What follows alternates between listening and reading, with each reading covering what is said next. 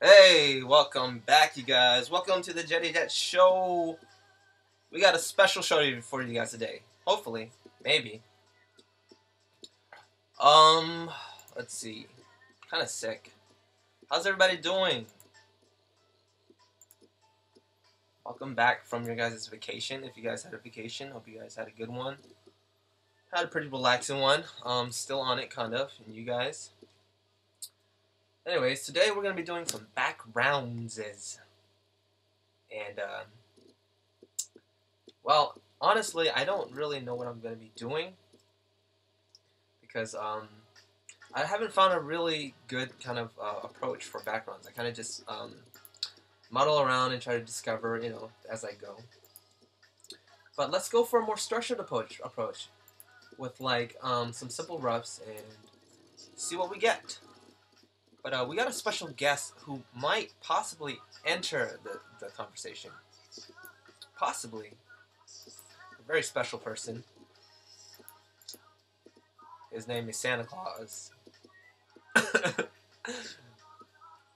No, it begins with an S, as you guys can already tell from the chat.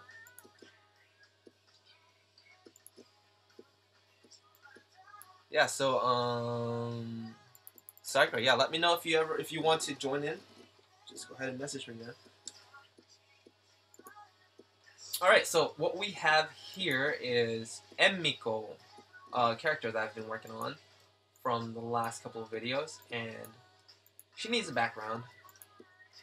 The story behind her is, I'm not too sure on it, but she's a demon character, and she's the sister of one of the main characters in the book. So she's last mentioned, but the assignment was to just design her and give her a background and all that stuff. So, whoa!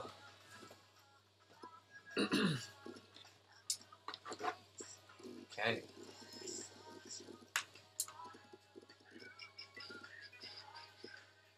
Alright, he's joining. He's joining in. Now I'm gonna call you, dude. I'm gonna call you. Okay?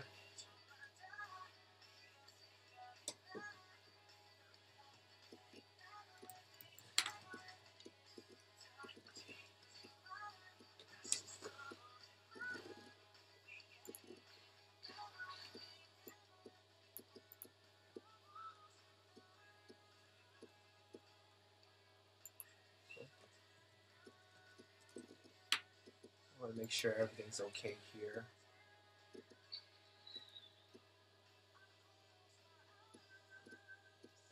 Let's do a quick little thing. Oh, you can just send the link on your YouTube Hangout page. How do I do that? Oh, what the heck? YouTube Hangout? Where is that at? You're gonna have to guide me through this. Alright, this is what I got. Yeah,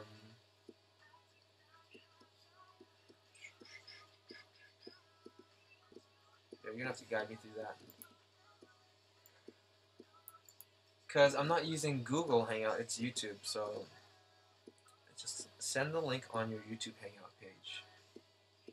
Yeah, I think you mean the Google, right? My Google.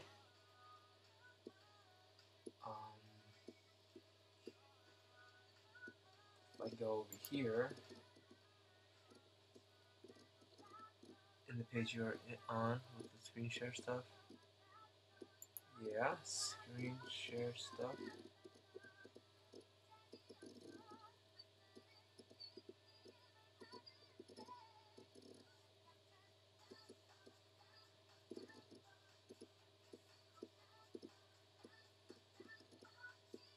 Yeah. I'm guessing you're using Google Hangout, so to run these things. No problem, man.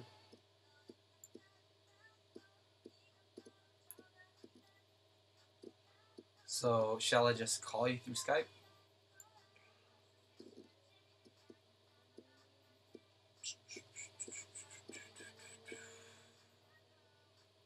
Yeah, I use like directly from YouTube. YouTube has a streaming of its own. I know what you're talking about. You stream through Google Hangout, and it serves as a third party and it links to YouTube, right? Yeah, alright. Here we go, guys. We got a brand new, our first guest.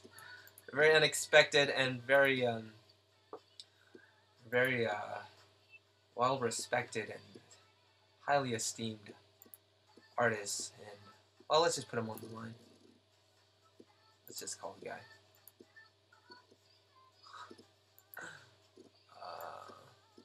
Oh, I think, let's see here. There he goes. This is so funny because. Hi, moshi moshi. Hi, moshi moshi. Hey, what's up, Sycra? Hi, Jet です。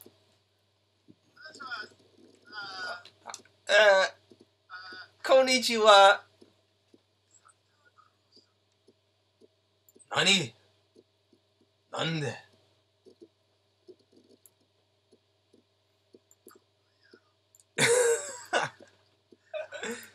？What's up? What's up, brother? Let me turn up the volume real quick. All right. Hey, man. どうぞよろしく. I'm gonna try. Yeah, man. This is crazy, you guys. This meet Sycra, you guys. You know, Sycra and I. This is our first time speaking, so. It's crazy, but it is. It's live. It's live, so it's the first. It's a live kind of introduction. All conversations start that way.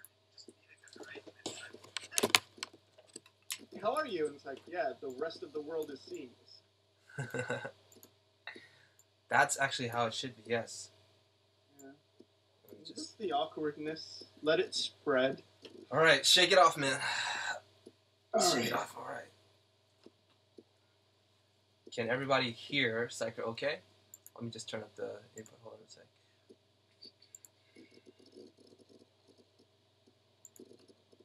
What better way to do this? Let's see here, sound. Just kidding, you guys. Me and Sycra. That was kind of loud, was it? That was really loud. Yeah. I'm turning up my input. That's why, so I could pick up your voice. I'll just keep it low. Yeah. Keep me low, or keep me like only you can hear me, and then I'll talk to you, and it will be like having schizophrenia. Ah, so desu ne. Should I do? I think it should be fine like this. Let's see if they can hear you. People in the audience, can you guys hear Sycra? Say hello, Sycra. Hello, Sycra. Are you using headphones or just speakers? Because I think there's like feedback. Yeah, I'm just using my headphones. Let me just. Oh, okay. Should I put my headphones on? Well, I mean, not headphones. I'm using the speakers. yeah. All right. Because Well, there's a bit of feedback. okay, that's cool. No, that's fun. I just want to let everybody hear your voice because everybody knows who you are.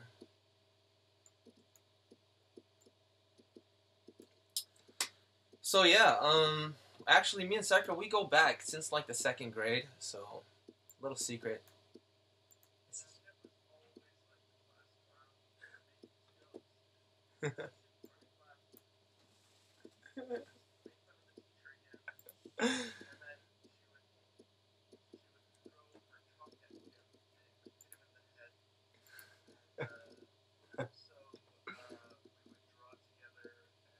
Oh.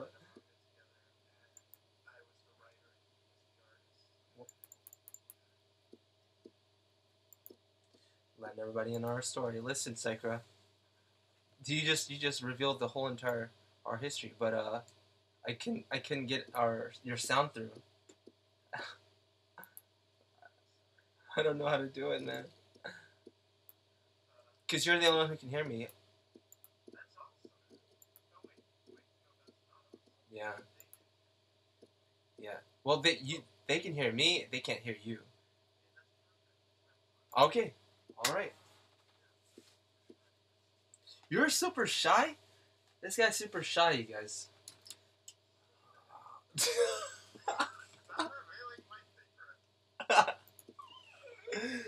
Oh, the flamboyant Sycra. All right, so let's get right into this, you guys. Okay, you gotta help me out here because yeah, I've never really got the hang of backgrounds. So let terrible. Sycra's laughing at me right now. He says, "You infidel." Somebody's hating on one of these on Naruto.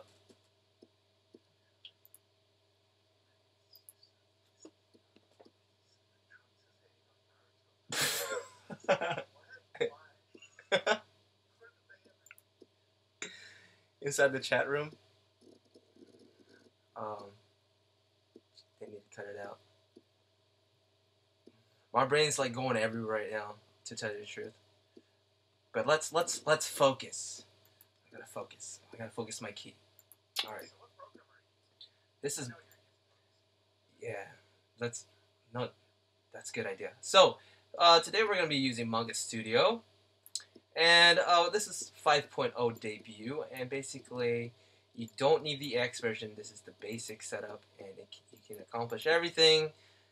And let's get right into it. So first thing I want to do is save the file as a PNG without the white background thingy. A lot of people like to just paint the full-on background and not use layers. But this is a very kind of convenient way of working on the background without messing up the foreground. So the first thing you do is you turn off your white background layer here, and then go to your save as, and then save as PNG. And I've done all that, so you just choose a folder, save it to a spot, and then open it up. And then this is what I have. This was for the cover for the YouTube page. And so basically now she's a floating picture, and she's completely free to do as you wish.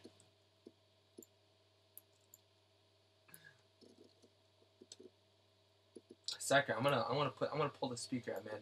They need to hear you. This guy's crazy. He's making all kinds of crazy jokes right now. Sycra, no, Sycra, how? I can't do that. I can't do that. Would that be okay? I think the feedback. I mean, I think you got to do is just let's see, turn down the volume. Sycra, yeah, just turn your volume down on YouTube. Yeah, let's see if that'll work.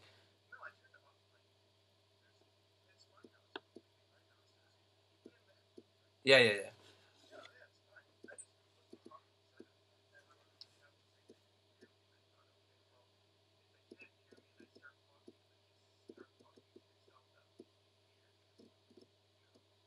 Here, let me. you can say whatever you want, dude. Here, so now I'm just gonna basically. And then they wouldn't know, like, blue butterfly. The blue butterfly's in your mind, Jet. Kill everybody. Kill them all.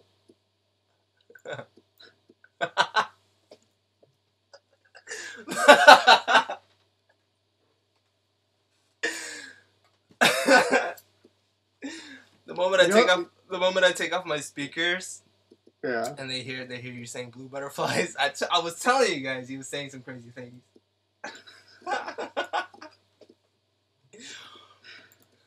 Kill all the orange jellyfishes. Man, jellyfish have it good this time. Like, they're spreading like crazy. They are at this time of year? No, just in general. Oh, I see. It's not a good thing. Swim with the jellyfishes. Recommended by doctors everywhere. Why is everybody saying what to draw? Oh, what to draw for the background for her. So this is for like a special thing, right? This character? It's for a book? So what basically the book is a novel, and the characters are just designed for kind of supplementary. So like people who want to know. This time of year. Oh crap! Let me just. No, just in general. Let me turn this off. Okay, so basically, yeah, the company just wants basically character designs for people who read the book. They can go onto the website and basically learn more about the characters. Okay. So yeah, and they're going to be complete with the background and everything. So. But her story is basically she's a time controller, and I didn't find that out until like after I finished designing her, and the backgrounds and all that stuff is really all up to me. So she can go through time or just like control time? She controls time, yeah. Yeah. So it's like she can cast haste and slow, and yeah, she's like one of the Ginyu Force guys. Ah. So she can freeze Man, time if she wants. Yeah, if you'd known that earlier, you could have given a big clock on her dress. Exactly right, and that would have been very appropriate. Yeah, and she could be holding a giant pendulum. Just all kinds of stuff with clocks and stuff. Yeah. But I just kind of winged it, really. You know, all I knew was that she was a very passive, timid demon character, and she was the sister of the other girl. You remember seeing her? She's like darker skin, purple hair. Yeah. Yeah, that girl. So first thing I'm gonna do is I'm just gonna make some small little thumbnails with her in the foreground, and then set up some backgrounds. Just simple sketches. You feel me?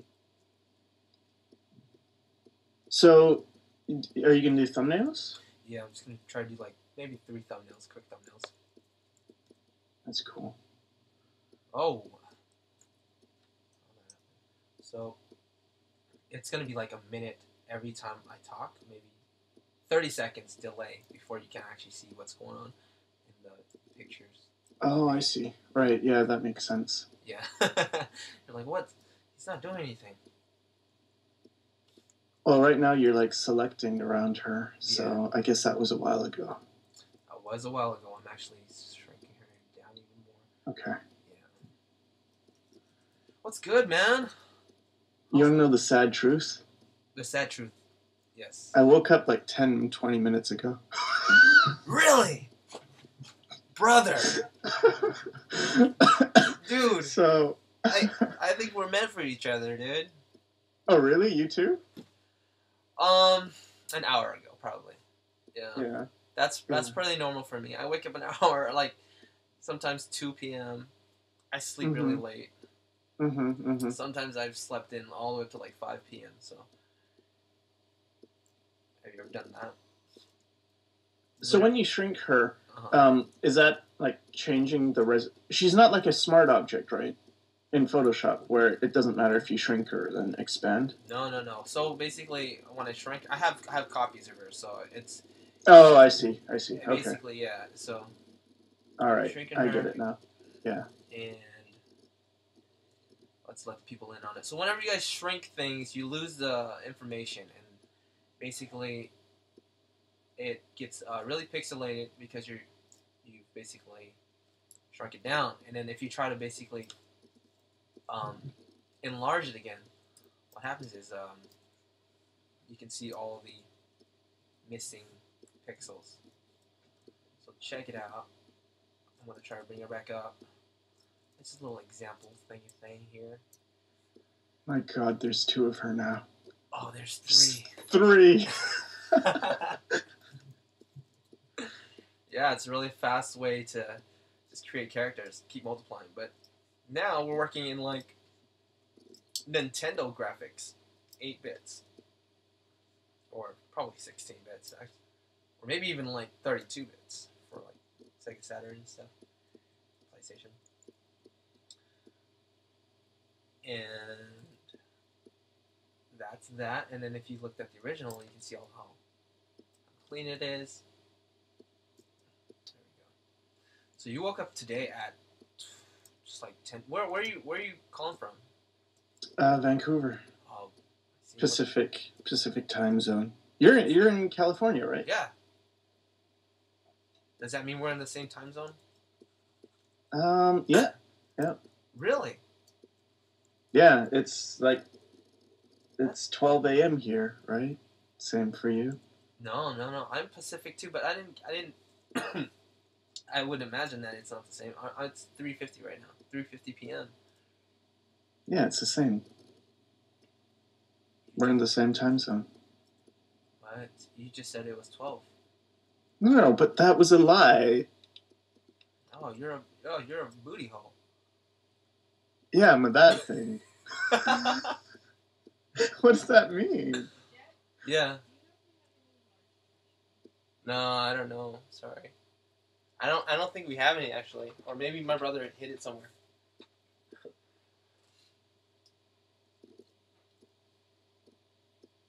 So, How do you pronounce your last name? my last name is Kimchi. Kimchi? Kimchi, like Korean food. Yeah, man. Kimchi. That's cool. was, No, because I didn't know how to pronounce it, and before that I was always I was thinking Kimtrea or something. You are right. Yeah, I was joking. Kimtrea, you got it. Actually, that's kind of the more Western kind of approach, pronouncing it, and I've just gone with that, but it's actually pronounced Kimchea. Kimchea? Yeah, you don't even say the R. Kimchea. Is that what is that? I think it's Chinese. It is Chinese. Yeah.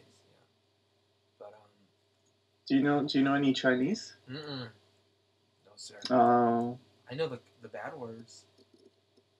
Oh. Yeah, the important stuff. I know some bad words, but I don't know the swears. I just know pigu.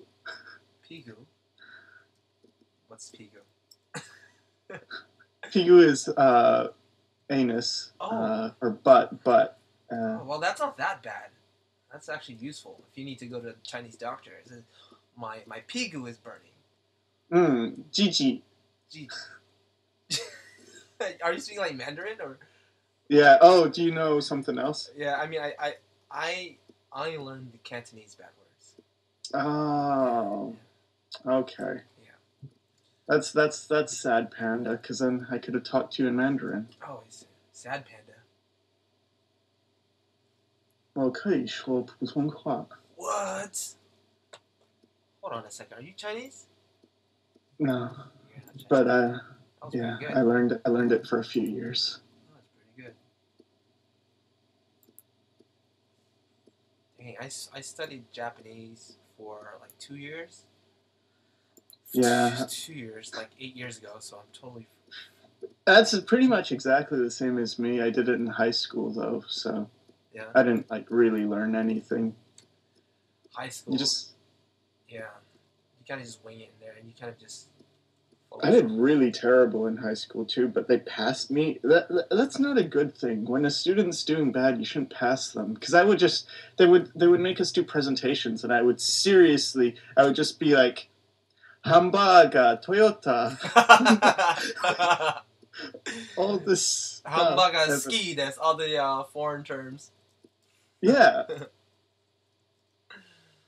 Hamburger, robato, arigato, des.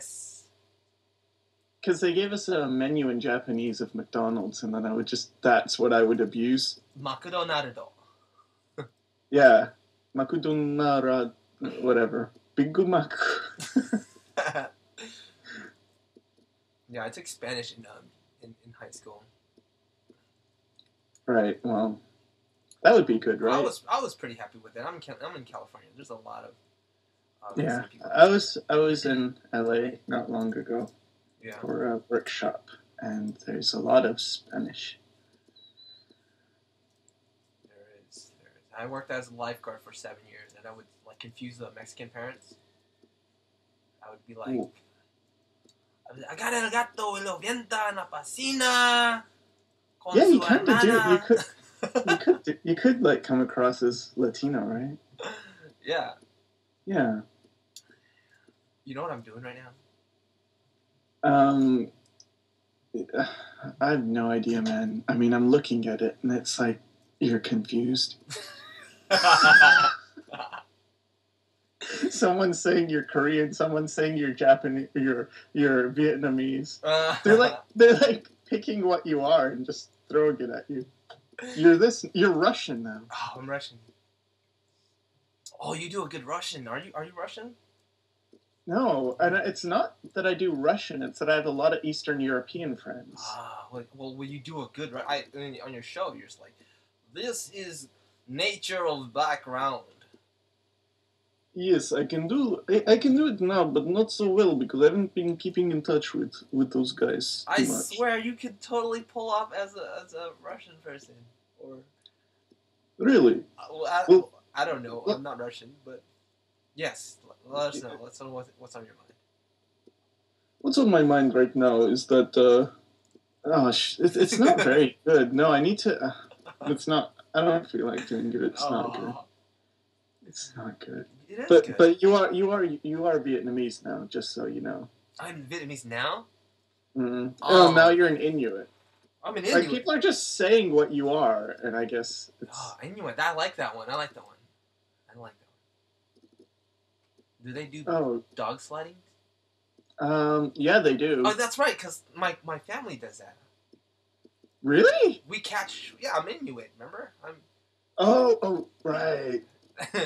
We catch seals and salmon in the ice Antarctica? No. No, that's a little far. The other one.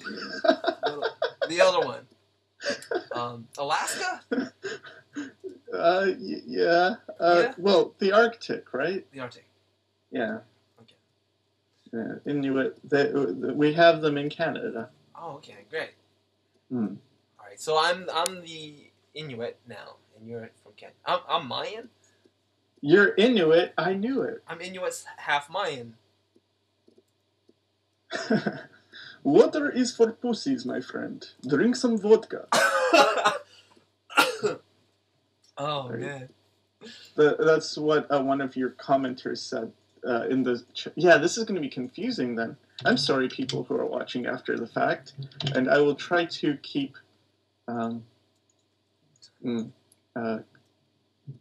nice to talk to people nicely. I will not say bad words anymore. Can you say pussies on your stream? Oh, yeah, pussy cats. I like pussy. Oh, okay. Yeah. Pussy cats. But this is generally G-rated because I honestly here I don't want to say stuff that Absolutely, yeah. Okay. I'll keep it PG-13. That's what I meant to say. Pussy cats. That's perfect. Yeah. Okay. PG-13. Let's keep it that level. Well, I don't know. Everyone's streams are different. You're right. And this is also for my client too, and they kind of. Oh, I see. Okay. All right. No, I'll be on my best behavior then.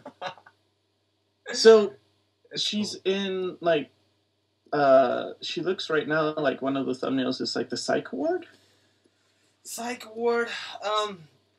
Yeah. Actually, you know what? What's going on right now is my freaking thing is so laggy, and I think that's because I have so many. So I'm like literally crawling over here, but she is supposed to be in.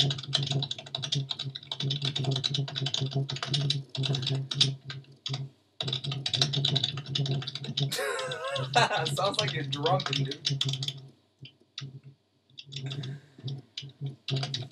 Let me just. Oh, sorry. No, it's good. It's good, dude. It's good. You were playing the drums. Oh. I don't think I can get anything done. It's just so laggy right now. But all right. It sometimes gets more laggy when you have Skype conversations. So if it gets really bad, I can just hop off. Like I don't want to slow things down. No, that's good. I'm chilling, man. Like seriously, I can do this this thing another time if we can just turn this into kind of a hangout, chill out, kind of mess around type of cast. But what she was supposed to be in is basically like kind of a castle backdrop, kind of um like a wall, like a rock wall, you know? Oh, okay. Yeah, brick wall. Mayan kind of deal. Mm-hmm. Yeah. But it's moving super slow, so let's see if I can. Let's see.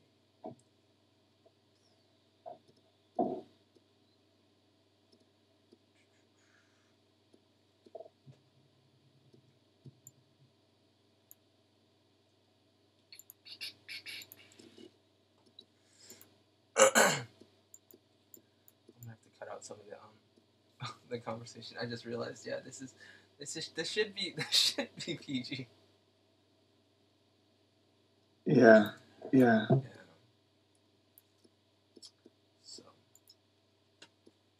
I'm trying to think. So you mentioned you didn't do a lot of backgrounds, but the last time I saw you did a background, it was really amazing. really, Mm-hmm. oh, thank you, sir. Very nice. Oh, that's what I wanted to ask you. Yeah. So you went to did you go to art school, or are you still in art school, or what's going on with that? Yeah. I went to art school. I graduated from the art academy about 2 years ago. Okay, where's that? That is in San Francisco. Oh, I know that school. That's All right, that's a pretty good school. Is it? I mean, it's not. It is. It is a good school. It is good. We have a lot of great teachers. A lot of great students. A lot of freaking talent. I mean, double the talent from when I went there. What's up? Oh no, it's my mind goes to funny places. That goes for all of us. That's cool. So how long was that? Was that a 4-year program? It should have taken me like a lot faster, but I took my time. Didn't load up my semesters with too many classes. I should have did it in like 2 years because I transferred 3 years of city college to the school. Okay. Yeah, so I went to city college for a while. So you have like a degree then? Mm-hmm. Really? Yeah. Oh, I feel like really dumb now. No. That's okay. That's okay. It's okay. You're good, man. You're good. Yeah. You're good. I always advocate not going to art school. Really. Really? Yeah, absolutely. You didn't think it helped you? Let me be like straightforward. Basically, the first year with all the foundations was great. That's where all the meat was. Everything else was basically a runaround. Just trying to. After that, it was more of a runaround. I mean, I can't say it was 100%, but you know what I mean. It's like you can tell they were just trying to dig the money out of you, make money, right? Milk money out of all the students, and it was frustrating because you have to like jump hurdles to do things that you really want to do, and you just give me my class. You know, it's like, no, take this random like old 8mm like camera class, or you know, right. It's just like, or like this, like for example, when I was in my animation major, I started off as animation. We had to take an experimental animation. It was kind of like, it was Sounds like abstract art.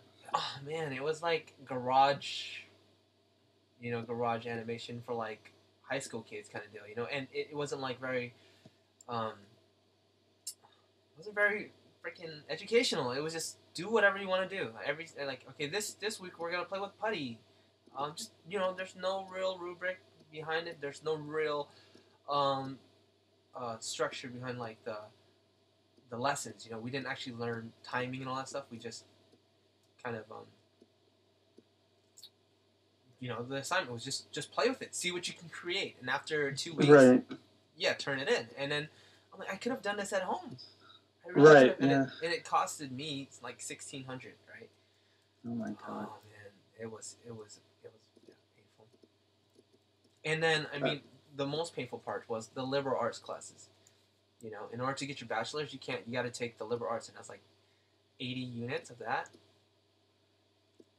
So the art courses, you need about 120 units for that, and then The liberal and liberals are like the English. It can be a foreign language. Like, why are you studying Spanish in art school?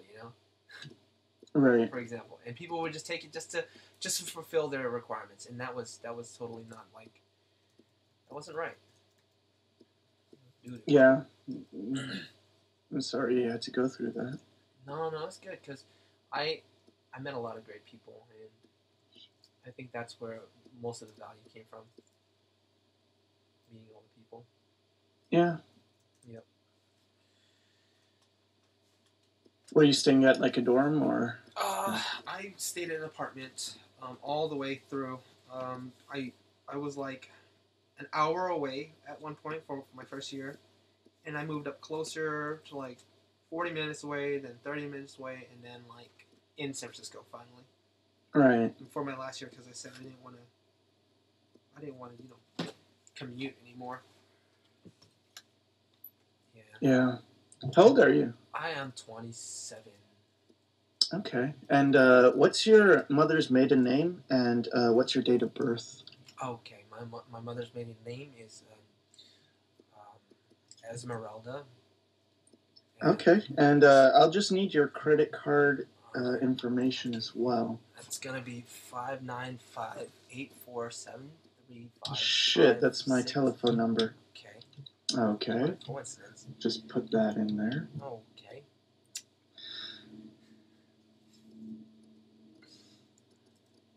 And No, so you're 27. That's cool. Yeah. Someone in the chat was asking. So. What about you? I can be your chat guy if you want. Chat guy? Yeah, dude. Yeah, like I'll just read the chat comments and then forward them to you, so that you don't have to listen to what my brain comes up with, because that's no good. No, your brain is good, dude. Your brain is. That's not what the doctors said. Let your brain be, man. Let it be. You have some disease in there. We don't know what it is. We can't operate. We will have to remove large chunks of your brain. Your brain is dirty. Your brain needs a little bit of Lysol. Spray it down. Get them up. Lysol smells good, though. At least your brain would smell good. We found a bit of mold in brain. Little bit of Lysol will do the trick. Just like my doctor. Just like your doctor. Oh. Expert doctor. Let's just try. What I'm going to try to do basically is let's limit this whole entire session to just thumbnails. I'm just going to try to get the basic idea out. I think I can manage that. Right. Yeah. Okay. Other than nothing finished. So. All right. Let's see if there's any questions from the chat. Sure. Would you Oh no, that's not a question. Oh. Georgie Slavov asks, is she in one of those insane rooms with all the pillows around the floor and walls? Ah, that's exactly what you just said. No. Oh, so no. Insane asylum. Right. No. It looks like it though, right? I'm not too successful with my. Dang, give me some cracks. So it's a wall. It's a castle wall, right? It's supposed to be kind of a castle wall, old, beat up, kind of ruins, Yeah. Yeah. So. Not an insane asylum. Sorry. Okay. Ghost Cry 100 says, algum problema jet ter publico de varios I don't países. I don't know. Yeah. I don't know. I'm sorry. I don't speak Spanish either. What? That was Spanish? I don't know. Was it? Was it? I don't know. Was it something else? Well, Maybe it was like Italian. Try it again. I'll try to answer that. Okay. Algún problema jet ter público de... And the jet was your name, Jet. Okay. The Jet part was my name now. And then... Hold on. Let me figure out what this is. In público. Yeah, público. Public. Some problem in the jet have a public of various countries. Portuguese. That was the answer. That was Portuguese all along. Oh! Portuguese. I have some Portuguese friends. Some of my best friends are Portuguese. Yeah. I mean, not my best... I mean, oh, jeez. Some of my friends are Portuguese, too. Yeah. They enjoy cod. Cod is a kind of national food staple. I think. I believe that's right. Yeah. That's right. They're going crazy, aren't they? I don't want to look over there. Oh, right. Ghost Cry is Brazilian. I think I asked that before. So that's that, and then there's a lot of people in Brazil, in general, but I mean on art channels because it's huge. Yeah, there are.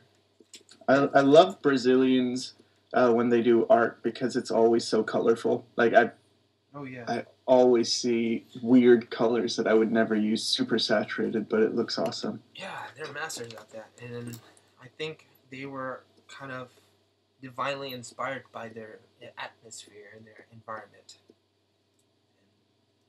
I think that's where they get it from. Yeah. Mother Nature. Well, that makes sense, because they have, like...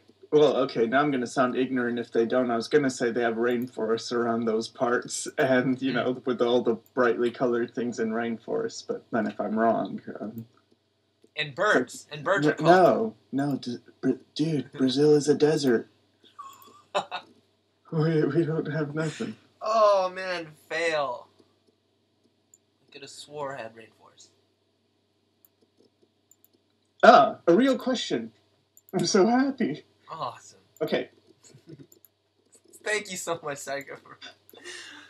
I pulled Sycra off of his wonderful channel to come over here and chat master my chat. Yeah. He's paying me $5.30 an hour for this. Navy Blue Manga asks, "Hey, I am in an intermediate art stage close to professional, I think, but I can't seem to get there. Any tips?" Oh, okay. I get what you say. Okay. Yeah, he's close to professional, but how does he get over that? Let me help you get over that, my friend. This is my little advice. Get somebody to give you $2 for a drawing. Do it. And now you're professional. Then it will qualify as professional. Done deal. That's it. It sounds like he's joking, but it's not. It really is like that. You start by getting... I mean, once you're paid for what you do, you are a professional. Absolutely. And then...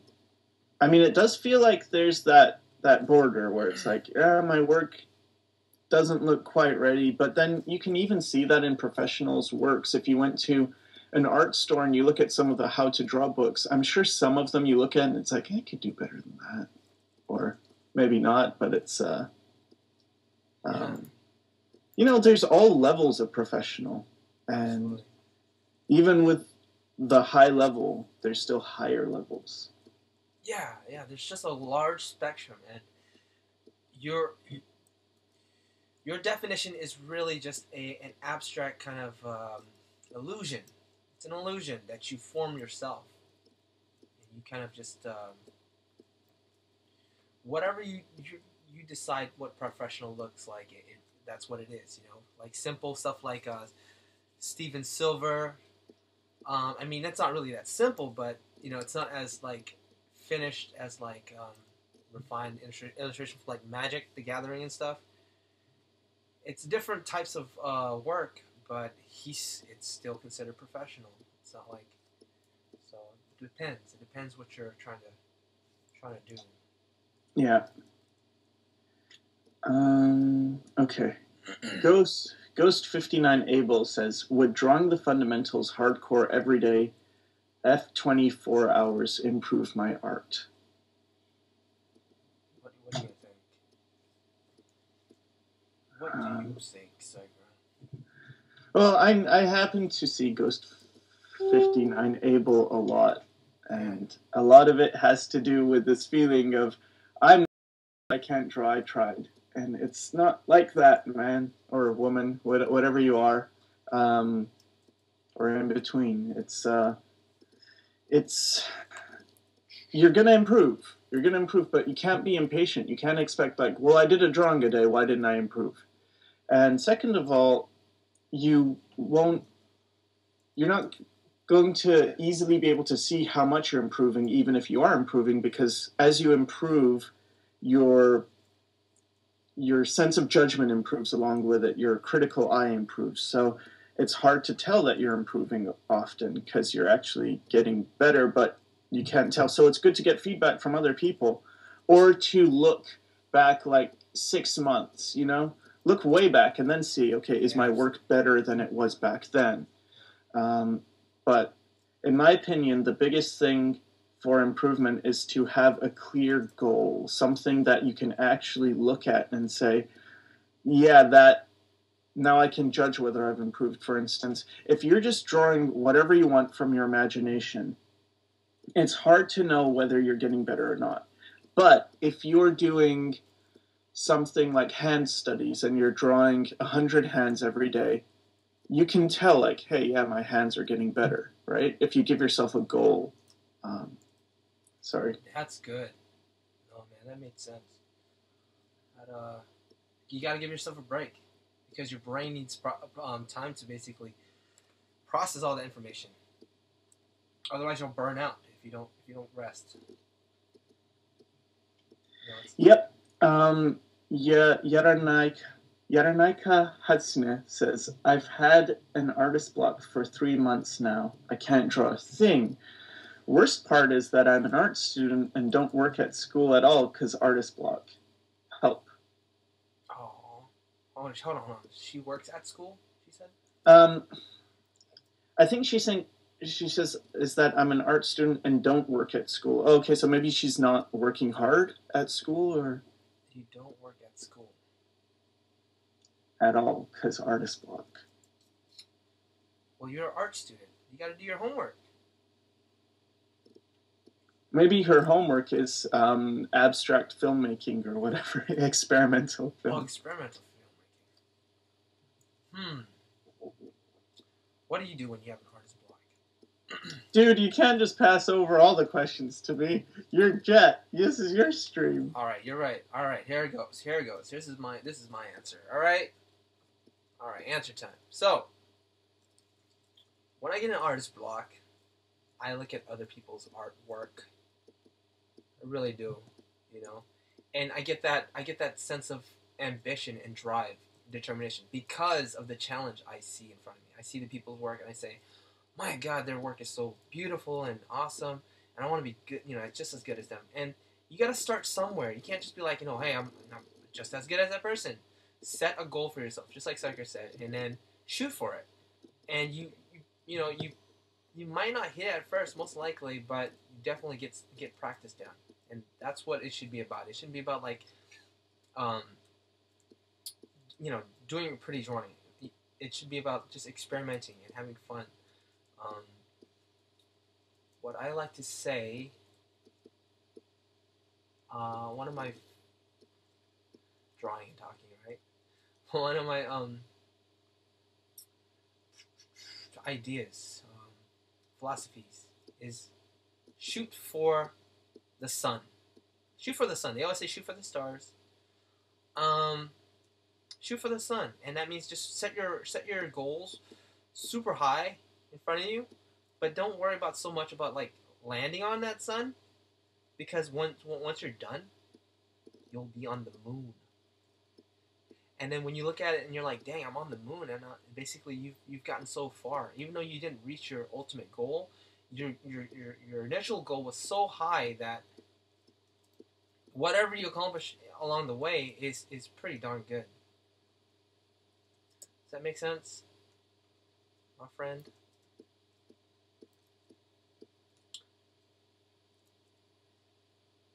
Yeah. Dang. Silence. Sorry, I had my thing muted because I was posting on Facebook that I was here. Oh man, thanks. So,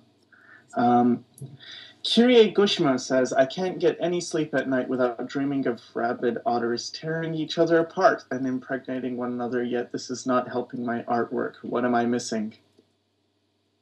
I think it's like, God, what is it? You're probably missing your medication. I was going to label some medication, but I had a brain fart and I don't remember any. Lysol. Get the Lysol. Yeah, Lysol on your brain. It will be lemony fresh. Okay. I think there's a real question here. Stensing says, should I do different accents for all the questions? No, that would be me. Okay, I won't. Do you think it's better to go to an art school and work at your skills or get into art-related business as soon as possible? In art school, you get time to learn all fundamentals. In art school, you get... Hold on, what? Do you think it's better to go to an art school and work at your skills or get into art-related business as soon as possible? Oh. I think... follow your passion. Follow your passion. That's my ultimate advice. If you just if that's what makes your brain crackle with excitement day in and day out, then do it.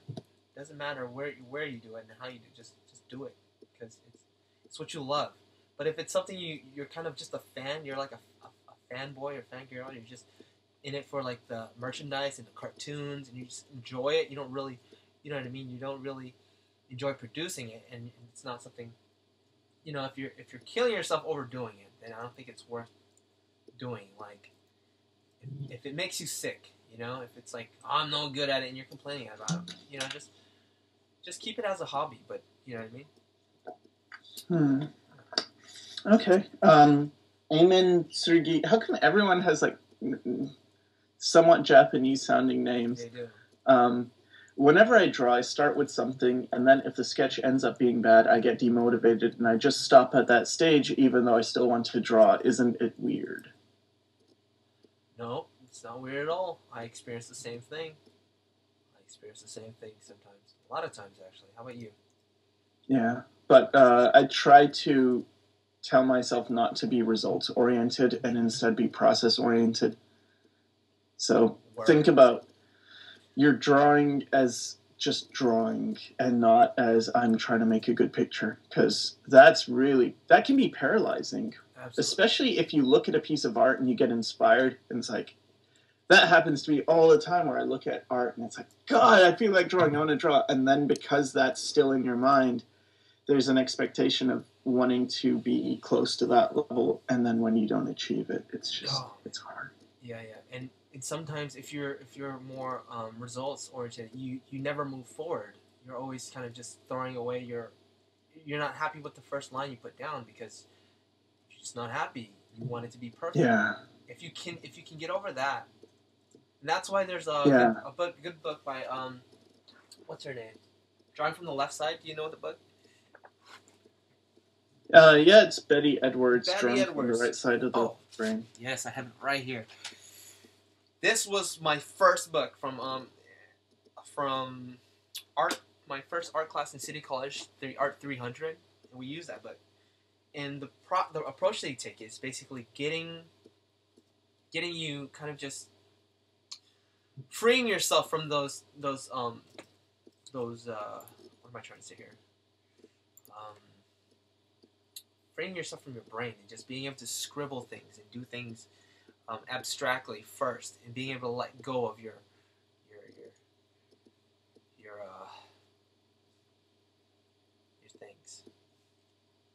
into the water. Yeah. Like they make you draw pictures upside down. And because it's a really good book. Yeah. If you're a beginner, I would totally recommend that book, because I think what it gives you is, or what it gives most people, is their first understanding that it's not about talent. Absolutely. And the results that you get after you're done with the book, and my goodness, there's a gallery of pictures showing people who before and after. Yeah, it's amazing. Me too. I was in the class, and I excelled a lot after that class. Improved a lot. Mm-hmm. So inhibition, that's what it is. It removes your inhibition because you're kind of just drawing abstractly. So letting go of your inhibition. Okay. Miss One asks, how do you know if an art teacher is, in quotations, good in a sense of trying to help improving your skills? Do you want to get this? I have a lot of... Oh, you take it. All right. So how do you know if an art teacher is good? Yeah. Learn to see if he's full of pride and ego, or she, you know what I mean? Are they really about helping you, or are they about making themselves look good? That's the first thing. Because art teachers are people too. Anybody, we're all people. And art, unfortunately, is filled with very kind of egotistical people, like prideful, because they grow up holding on to this talent as if it was their personality. They hold it up as their own, like their art represents that person. And if you attack their art and you attack their ability, that you're attacking their personality. They associate directly. And they get really, really kind of prideful about their work. So a lot of great artists are, they're unfortunately, have a lot of pride issues. So a good art teacher puts that aside and worries about improving you, and cares about, giving you like proper feedback and criticisms, but not like kind of a smug kind of laugh at you, kind of like, what's this kind of deal. And I've had teachers do that, like literally sit back, laugh, and not really tell you what's wrong with it. Really? That's terrible. Yeah. Or sometimes they'll slander and like accuse you of like plagiarizing and all kinds of crazy stuff, and like or say like, this will never make it in the professional, or this is anime, or this is only good for comic book type of not professional level kind of. I'm like, what are your definitions of professional? If a comic book is professional, it's like, so look out for those kind of people, and if they are about helping you. That's good. If they're not judgmental like that, then they're good. That's it. So, also another problem can be is some really talented people who kind of like were like start off talented aren't really good teachers, because they didn't really go through the process themselves. So they kind of give you empty kind of advice. You're like, we'll fix this. It's not really an approach. Yeah. So there's a lot of people who are quote unquote teaching in art, and they're very good, but it's actually just more like, oh, I want to get famous on YouTube, so I guess it's like they treat it like another avenue for gaining publicity in a way. Yeah, absolutely. You can tell by the passion behind the words, and and just what they're showing you. It's like, is that really helping you, or is it just helping to get them views? Yeah. Anyway, okay. Sorry, there were more questions, but like the thing scrolled down. Sorry. Okay, Georgy Slavov. What I want to ask is, how do I get my drawings more views? I'm not actually doing it because of the views, but still kind of sucks when I spend 4 to 5 hours a day for a drawing and no one appreciates my work. Oh man, I think that goes right back to what we were just talking about. Yeah, don't do it for the views, man. Don't do it for the views. Do it because you like it. Yeah. There's only one view that's important. That's your own. Do you like what you're doing? Simple as that. Um, Amen again asks, what do you think of people who get angry when criticized? I myself don't really mind, but some people I know just can't get over it. Mm-mm. Mm-mm. Mm-mm. You know why? You know why? You know why? Mm-mm. Why? Let me tell you why. This hits this hits home. There's so many people, like I said, they hold their drawings up as if it was their it's their avatar of themselves, their artwork. So they get so offended. I have so much experience with this. Like, my goodness. When I was in art school, okay, I have some great friends of mine, really wonderful people. But when it came to art, and I was trying to critique them, and I was trying to give them information, they literally say things like, I've had a really good friend of mine. I won't say who it is, because I love him dearly. Aw, thanks, Jet. Hey, no, don't. You're not supposed to say anything, dude. Anyways, yeah. Well, I'm not talking about Sycra. That was a different story. Anyways, I would, give them like advice, like, hey, the eyes, you might want to, separate the, right between the head or some sort of information I'd give, I'm trying to help the guy, and literally I would get a response like this: you draw your way, and I draw my way, and this is like kind of in a foundational class, a class where you're not supposed to be like, experimenting. You kind of just need to learn how things are. What kind of response is that? The person is hurt, and they get offended and stuff. Yeah, don't bother those people when you come across those kind of people. You say, oh, that's nice, because they're not in it for actual advice. And when you try to give advice, yeah, it's a waste of time for you. You're trying to help them, and then they treat you that way. You're like, forget it, dude. Be on your own. But I still love the guy. I love him. Yeah. And he's grown a lot. And a lot of times they'll go back and look at their work and then realize it later on, and then you'll see their work change. I've seen this happen. Their work starts to change, and then you can tell they applied whatever principle you gave them, and you're like, yeah, it worked out. But I'm not sure what the question was. Yeah. Do you have any experiences about like that? Or I was totally that way. Like, I was terrible with criticism, and it's not that I didn't take it, it's just that I would always treat my art like whether my art whether people thought I was good or not affected my self-esteem. Yeah. As if the piece I was working was a mirror of me, or a representation of what I was. And it's like, oh, this piece is good, therefore I am good. Right. So if someone says, hey, your art needs work, it's sort of like someone saying, you suck. Like, you as a person. Mm-hmm. Not your drawing, not your proportions, but you are terrible. And so... I forgot to mention, yeah. That goes for me, too. I forgot to mention. I'll let you... Oh, yeah, go ahead. Yeah, and then it was a case of, like, learning not to think that way. And one of the things of drawing a lot and doing not just... See, the thing is, you said you were doing... one of the guys said he was doing 4 to 5 hours a day for one drawing.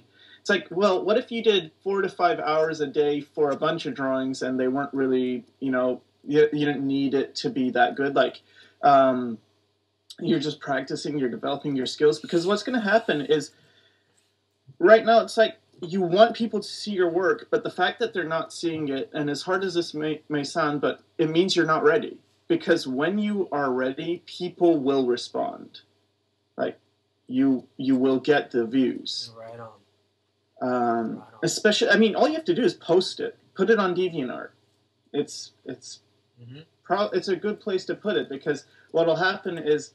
Well, two things. People are going to respond to it if it's good, or people are going to respond to it if it meets their whatever they want to see. Because sometimes you get cliche stuff on DeviantArt that's like, does that really deserve the views? Maybe not. But the thing is that do so much that you don't care about it, that you can't look at one drawing and say, this defines me, because it's not that precious drawing to you. It's just, oh, okay.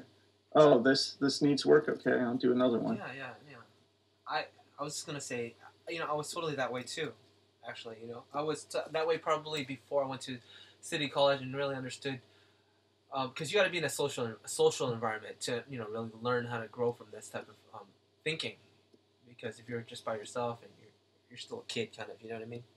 You're not dealing with actual professional teachers and stuff. But anyways, I would make excuses. And I would always make excuses for the problems or whatever. They're like, hey, the nose is kind of like this, and then you'd say oh well, because of the lighting, or because of the angle, what matters is what the other person perceived, what the other person saw is what mattered, not what you see, because you're trying to explain through talking when your art should do the talking for you. You should do not. You know what I mean? If the person sees it one way, and then maybe the person is wrong. So try to show it to a couple other people. If they see the same thing, then you gotta go with majority. Yeah. Because you're selling your art in the end all the time. And you might even have it so it's correct, but other people feel it's off, and they might be saying it's one thing, but it might be something else. But the point is that there's something that's wrong. There's something that's bothering people. Right. I got so I started from that point where I couldn't handle criticism whatsoever. Right. And I think now I'm trying to be, I think I've changed that, and now I'm sort of at the other extreme where if someone comments and says,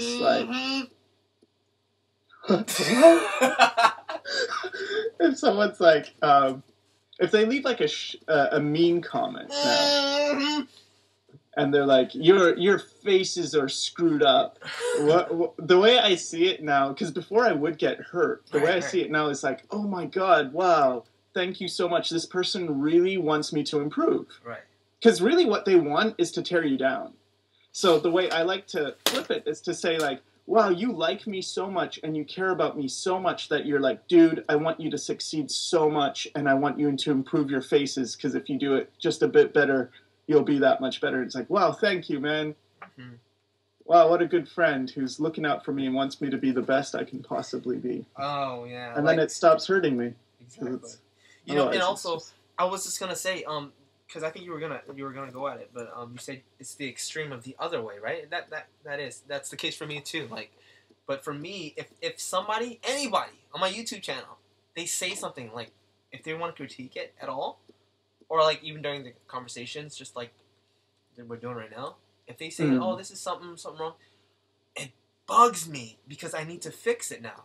That's right. I have that problem where I need to fix everything and try to appeal to everybody, and that's a problem too. That's a big problem. That's a terrible problem. You can't be polarized either way. You have to find a balance.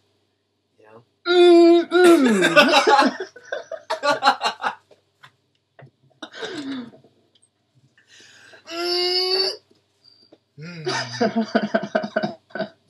That one just sort of fizzled out. I ran out of steam.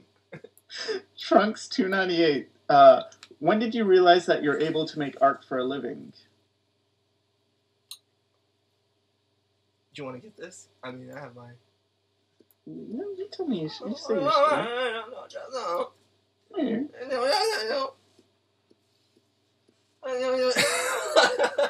That's what this stream has just become. We just make grunts to each other.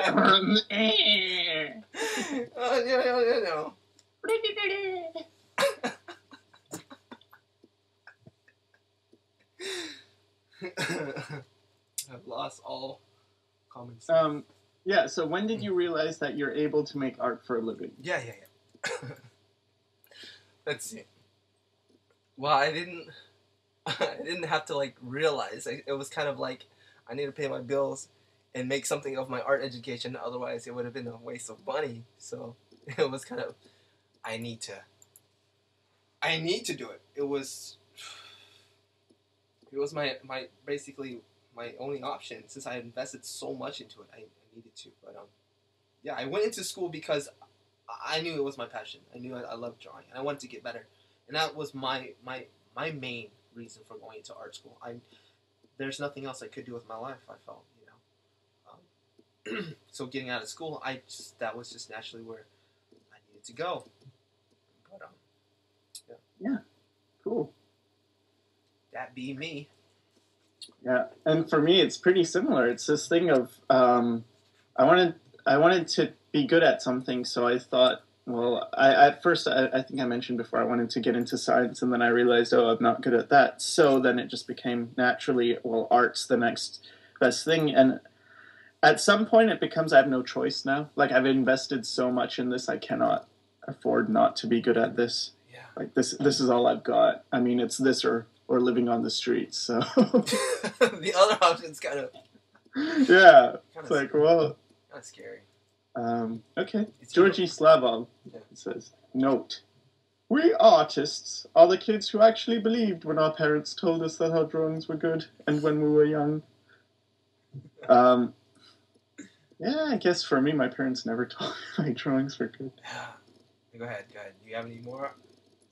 About that stuff? Okay. Chaotic Lava has a critique. Oh, and I was wondering if you, what kind of stories you have about your, believing about your, what your parents tell you and stuff like that.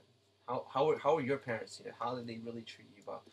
Or look at your art? There's just a lot of neglect. Like I didn't get criticism either way, really, except one time my mom said that your drawings have no personality, and it was the one thing I felt my drawings had. So I didn't believe it because it's just like, no, I mean, if you said my drawings are this or that, your drawings look messed up, fine, I would probably believe it. But to say they have no personality, it's like, if I have nothing else, I had at that time expressions and personality. So I just didn't believe them at all. Yeah. But I don't know. It depends on what your parents are like, I guess. Yeah, no, my parents, in my situation, my mom was, always supportive. Wherever you want to do with your life, go ahead and do it and stuff. My dad, we didn't have much of a close kind of talking relationship. I knew he loved me, as a kid. I mean, as a son. But we weren't very talkative about that stuff. So when I decided to show him my art, when I was really proud of this drawing that I did as a car. I spent hours doing it, and I showed it to him. And knowing my dad, he's just very quiet, not very spoken. He just responded the way he does, and I took it really personally. He just, just like, oh, okay, hey, just grunts kind of deal. All right, And looking back now, I know that he was just probably impressed. You can't deny it, man. That drawing, I spent a lot of time. You know what I'm saying? But what did I do? Right at that moment, I crushed the picture. I tore it up, and I went in my room and I cried, and I was sad.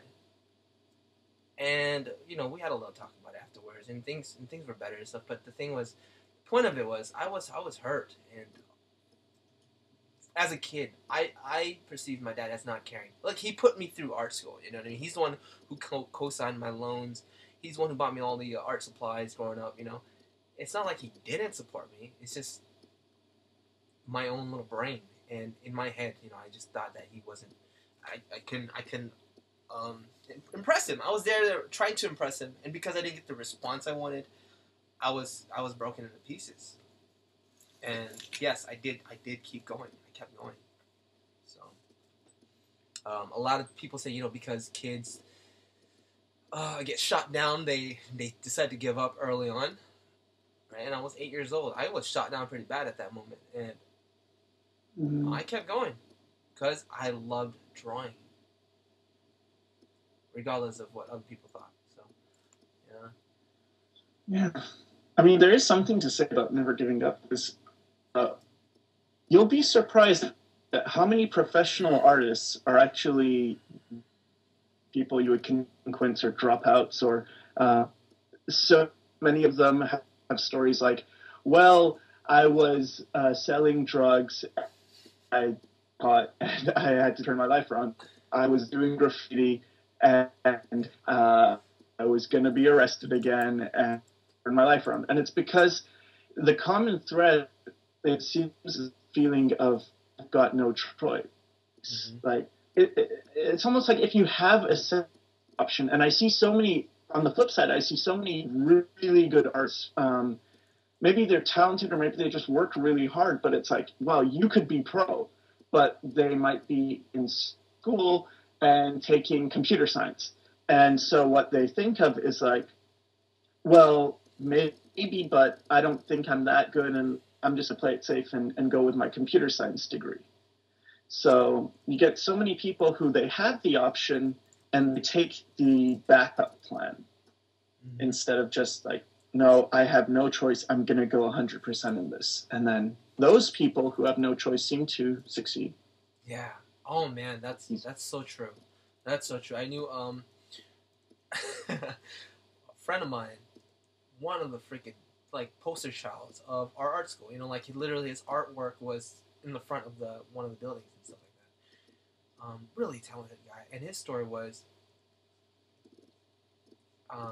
no names, but he had his girlfriend got pregnant, and he needed to make money somehow, and he went to like extremes. You know, he went to medical school, and Wow. he was going to become a doctor. It's like, it's time to make some damn money, you know. But then he discovered that the kid wasn't his. So he was like, you know what, I'm going to go to art school and use that energy towards art. And he kicked ass, but he had a purpose, you know, behind what he wanted to do. Just that drive and determination. He didn't turn towards art because of the kid, but it just shows how much he was willing to sacrifice and do. You know what I mean? He needed to bring it. And, Jesus, that moment he must have felt. It's like his wife gives birth and comes out. That don't look like me. That child don't look like me. But he's like, you know what? Art school. Moving on. Yeah. Child. This rhythmic ask this chat is just for asking question to Sycra and Jet. So, well, no, you can talk amongst yourselves. Yeah. Chaotic Lava says, okay, thanks for the live streaming, but the noises are getting out of hand. It was funny the first time. Dare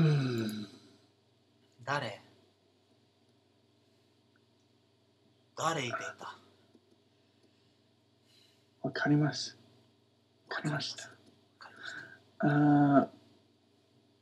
How do you maintain the same style traditionally and digitally? Decoded Moronity asks. It all comes down to traditional for me. If you understand the principles of art, of drawing, it will translate seamlessly across. It just takes practice and using your walk-on pen. That's the only thing that's holding you back. Everything else is, you know what I mean? The digital stuff didn't come first. It was the know-how first, and then you just apply whatever you learned into the digital world, and it works the same way. You just got to know what equals what, like, you know. Yeah, all the rules apply. It's just a different medium. Yeah. Ghost Cry 100. What should I do if I killed someone that said that the hand I drew sort of looked weird? I tried to hide the corpse under the bed, but it's starting to smell. Lysol. Come on. Extra fuzzy. I like doing studies and drawing from reference, but after 2 or 3 hours, I start to feel a little burnt out. I'd really like to study more without getting as tired. Any recommendations? What? You don't want to get tired? I feel like I couldn't do 2 to 3 hours. Like, 2.5 hours is my limit of a sit down and draw for that much time, and then I need to take a break. Like, might be 15 minutes, might be 20 minutes, but I need a break. Oh yeah, yep. And also, there's certain types of drawing. Go 15, like rendering. If I'm doing a painting and I'm rendering, I can render for 20 hours or 15 hours, and it's feels okay because my brain's turned off. But if I'm doing a study, after like an hour and a half, I can get really exhausted because it's like you're using all your brain energy. Yeah. So I agree so much.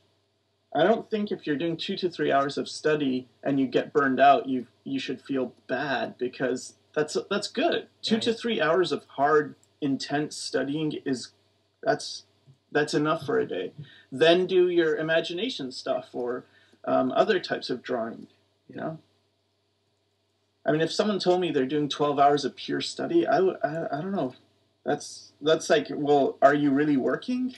You know, what are you doing? Because burnout, or not burnout. You shouldn't get burnt out, but you should be tired. It's like exercising. Exactly. Your brain will get tired after a certain time, especially when you're like processing information. You're learning. Learning is draining sometimes.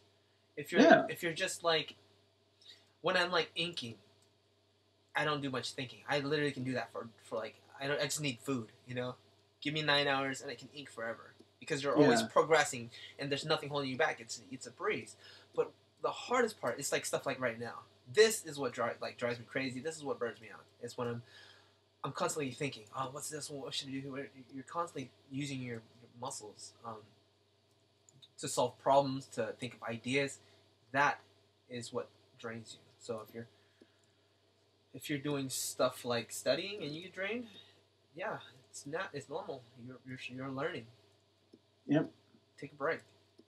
Yep. 2 to 3 hours isn't bad. It's not bad. Not bad. Trunks. Trunks 298 says, my family wants me to go again to the college dropout, but I want to take self-study and learn art. What should I do? Self-dropout? What? I think basically they're saying this person went to college and then was a college dropout, and their family wants them to go to college again, but they want to self-study and learn art, and what should they do? Ah, I see. Oh, the pressure from the family. Family pressures. Man,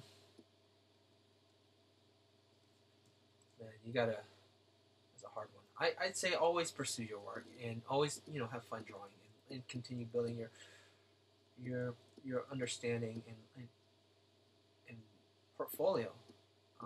And you can do that even if you were to study other fields. You're just gonna have to find more time, but it's possible. You just gotta find more time to do it,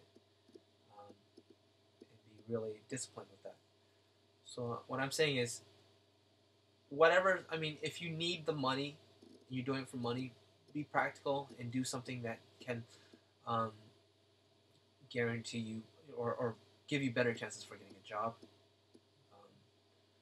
But at the same time, what's really sure, what's really guaranteed nowadays. So I think just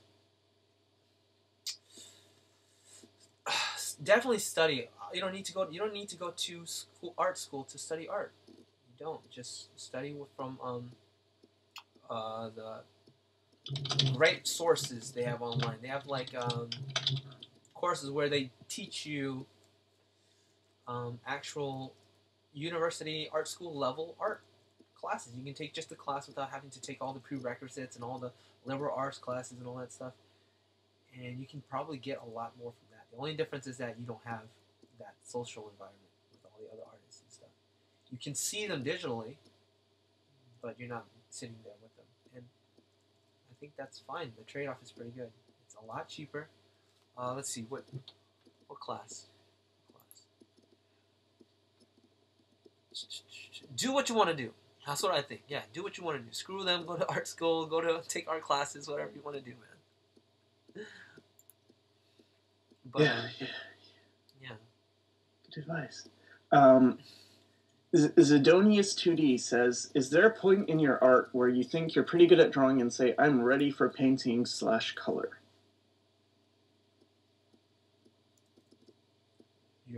Does there come a point where you're like, I'm ready for color? Yeah, like you're saying I'm pretty good at drawing and I'm ready for painting / color. Um, yeah, I think your art is a very very vast field of information, and there's so many different categories and sections. I could explain my journey. Yeah, you go ahead, man. I'm like basically with me, it was a case of I mean, coloring is like bringing color in, right? That's pretty much all you're doing. So with me, I was very timid, so I went from pencil drawing, and then I would color with colored pencils, and the reason is that colored pencils are like pencils. It's like, I know how to use this. And then I tried pastel because it's kind of like I was always afraid of paint because I was afraid of brushes and I didn't have paint brushes or anything. So then I tried pastels and it's like, okay, so that's what that does. And then I saw people painting digitally. So when I got to digital, I got like a little tablet and I start coloring. And you just sort of build off what you're comfortable with or what I did is I built off what I was already comfortable with to the next point. And when it got to painting, it was sort of a thing where it's like I would color underneath the lines and then I would sort of color on top of the lines after, and it's like, oh, I could do this more, and before you know it, hey, now I'm painting. And then eventually it's like, well, I don't even need the lines, I could just start doing this without the lines. Okay, now you're just painting, it was like a natural progression. So anyway, sorry, go ahead, Jet. I agree.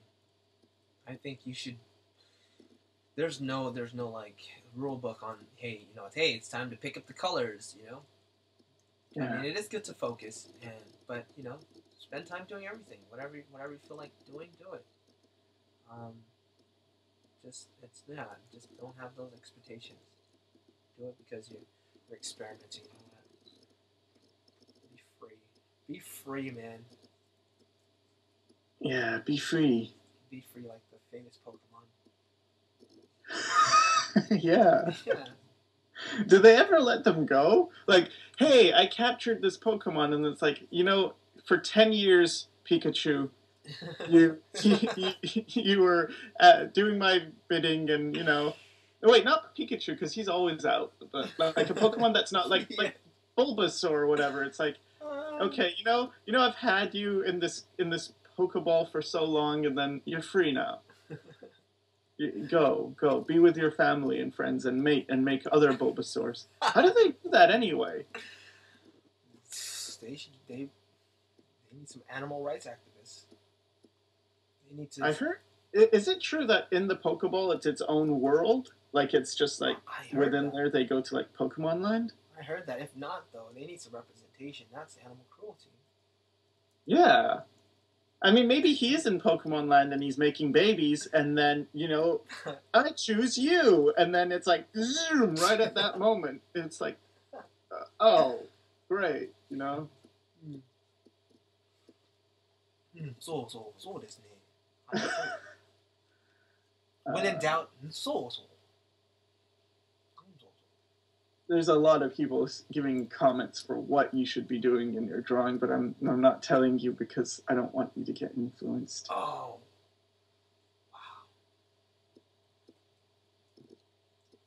Wow. Let me try refreshing because these comments aren't updating. Oh, Sana Wizard said Pokepita. That's right. What's that? Oh, Pokepita. Okay. Yeah. Yeah, they have them. PETA for Pokemon. Man. So when's your next show? I try and do one a week, and then because of Christmas and everything, my last video was Friday, and then I wanted to do a hangout with either you or maybe Will or maybe Bob Beatbag or all of you at some point soon because I haven't done a hangout in a while. Okay. So that offer still stands if you want to. Oh yeah, absolutely. Just do that sometime. And yeah, next week, I guess, because I do one a week. Okay, so when next week? Tuesdays or Thursdays are good for me if they're good for you. Yeah. I mean, or we could do weekends. No, weekends I kind of reserve. Not this weekend. Right. This weekend I'm good. But what I'm saying is because it's weekend right now. But. Yeah, Saturday's my day off. That's the one day I don't spend all my time drawing. Yeah. I just this weekend I decided because it's been a break for just about everybody for like the past week. So today I'm just like taking it easy myself. Makes sense. Yeah. All right. S.Pika says, question, I'm doing photo studies and I get very good results even if I don't look at the reference a lot, but when I draw from imagination it looks bad. How to get better at drawing from imagination? The imagination? Imagination. Yeah. One of my teachers. Imagination, that's how he said it. So how do you draw from imagination? No. It's basically, and this is a common problem. They use reference and they have good results, and they use then they do things from imagination and it looks bad. Word. You got to find a balance between reference and imagination. First of all, you can't always rely on references, and you can't rely purely on the telephones. Yeah. You can take that and I'll just take over. Yeah, dude, take over. That'd be cool. Just mute yourself. Okay. Yeah. All right. So now Hold on. I own this stream. So basically, of course, you're going to be worse with imagination than reference. Like, you have to understand that's normal. That's totally normal, of course. Because when you do things from reference, you have a point of reference to check. It's like, okay, this is how to do it. The thing is that you have to be drawing a lot from imagination and understand that it's going to be worse. It's going to be worse for a long time, but it's essential that you do imagination work as well, because that's what you want, right? You don't just want to be reliant on references. There are people who get addicted to that, being, I do things from reference, so I'm good, or I can get good results, and then they often just become that person who they always need reference. And I think it's kind of sad, because you didn't need to be that person. If you just do imagination work, yes, it's bad. It's going to be bad for a long time. But eventually you're going to build it up. Eventually it's going to catch up, and then you'll be okay. Then you'll be, even right now, I have the same thing. If I open a reference and then draw from the reference, it's going to look pretty okay. And then if I do stuff from imagination, by contrast, it's not going to look as good.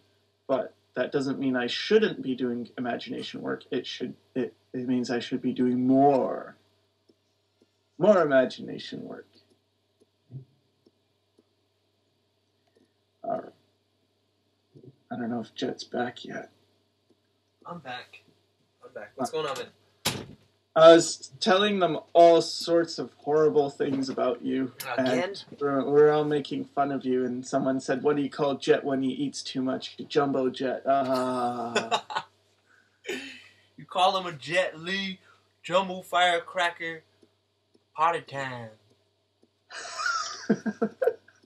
I need to spray you with Lysol. Too much dirt in the brain.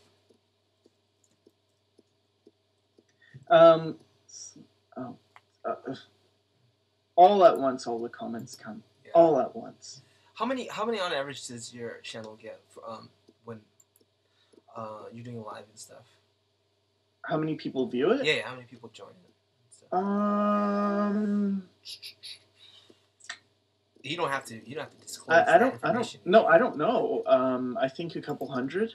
Oh, right. That's because you're using Google Hangout, right? They don't show you numbers. Yeah. I don't see how many.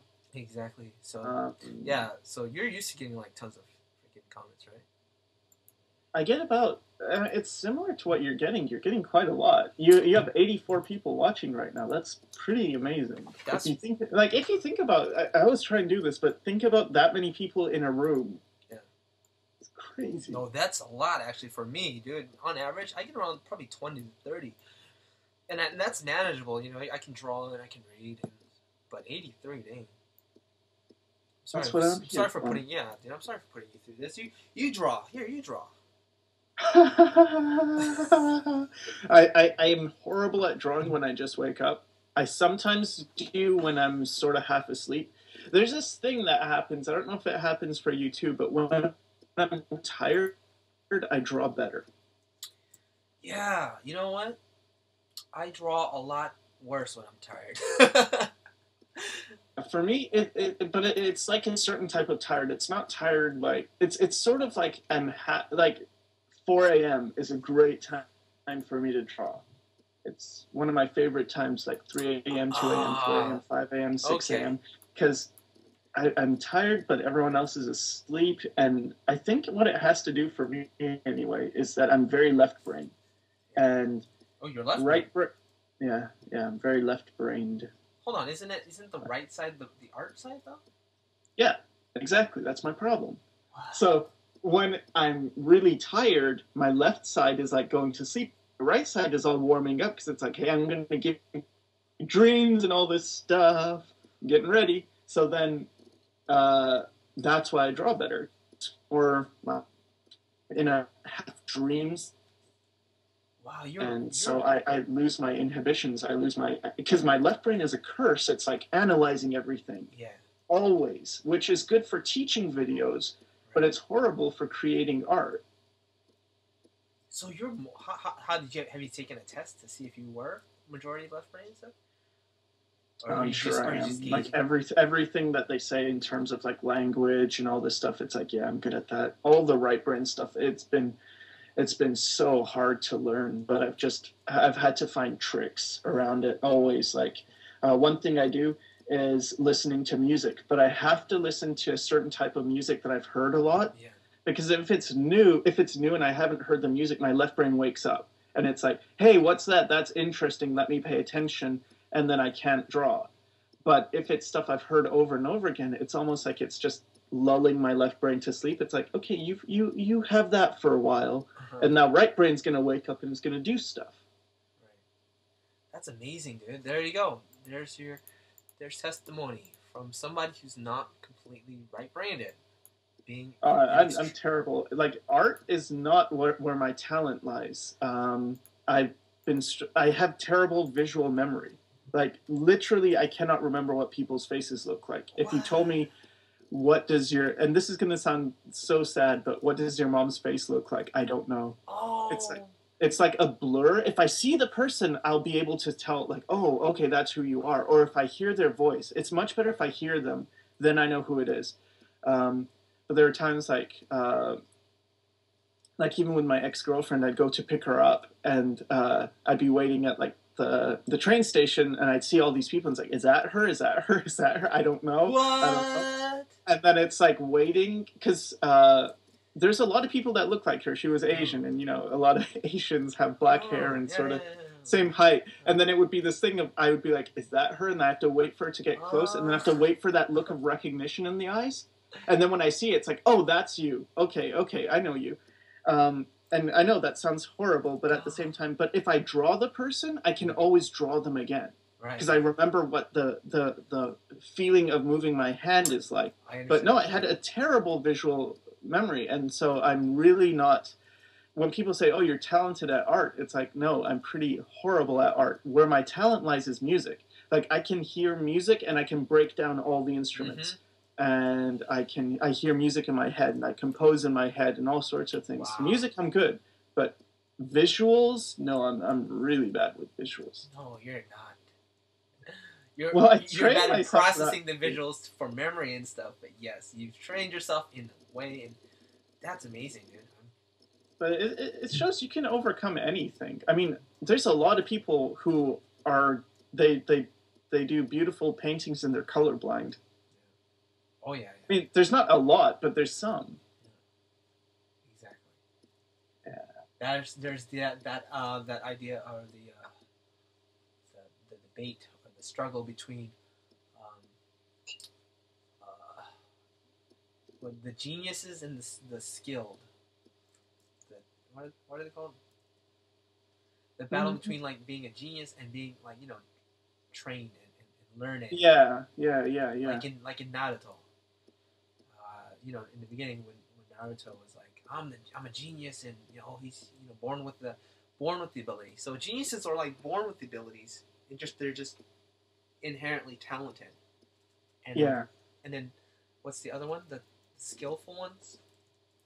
I don't know what they would be called. I don't know what they were called either. Yeah, they're just technical, and they just basically figure it out, and they train themselves and put in a lot of hard work. And a lot of times they surpass the geniuses, because the geniuses kind of rely on their inherent abilities. They're just like, oh, I got this, and you'll see a lot in art school.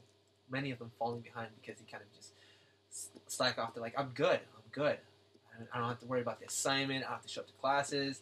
And in the end, the people who are less, you know, like naturally talented, they come up. They're like, I learned what the teacher was telling us, but you know, I didn't have what you started off with.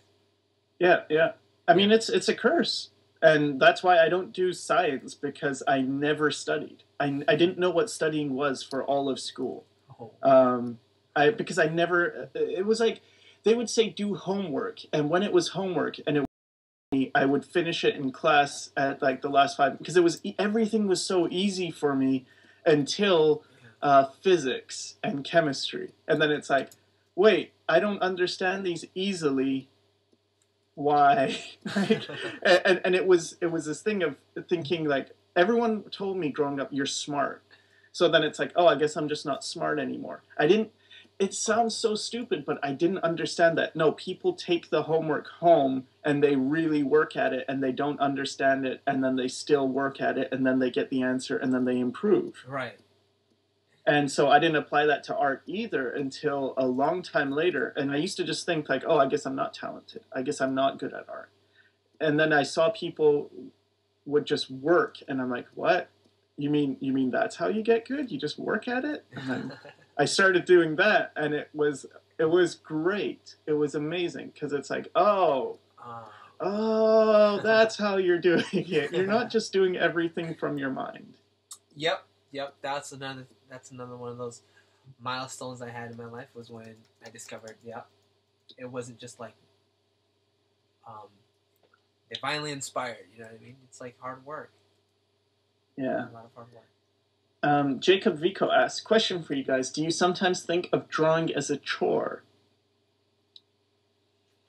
Chore, for me, when it comes to work, sometimes it does. Yeah, work. Yeah, work can be a chore. When you get your revisions. Oh, yeah. It's like, oh, yeah. Or like when you get an assignment that you feel like you're not that strong in, you're just like, you don't want to get to it.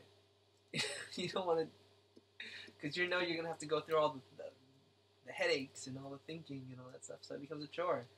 Yeah, for me it's backgrounds, because I don't like drawing backgrounds, and I'm not good at backgrounds because I don't like drawing backgrounds. It's really that simple. Because if I liked it, I would do it. And if I did it, I'd be good at it. So... Yeah, I don't like backgrounds either. I like people. I like characters. I struggle with backgrounds, but... I mean, some of my best friends are backgrounds, but, you know... Your best friends are backgrounds? Uh-huh. Some of my best friends are people. And I prefer the company of the people. Exactly. Okay. I'm trying to look for more questions. There's lots of questions. It's just really hard to... Oh, someone's calling me racist. What else is new? Okay. Always called racist. I see, the thing is... And I used to... Okay, I did... I'll tell you guys, because why not? But I used to do caricatures of people, and there was a time I was doing like a caricature every... I did like 4 a day or something. People told me to stop, so I stopped. But it was a few years back, in like 2009, I think, or 2010. No, before then. Anyway, getting off track. Sorry. And every time I did a black person, I would be being accused of being racist. What? And it's like, what the heck? Like, how are you racist for drawing a black person?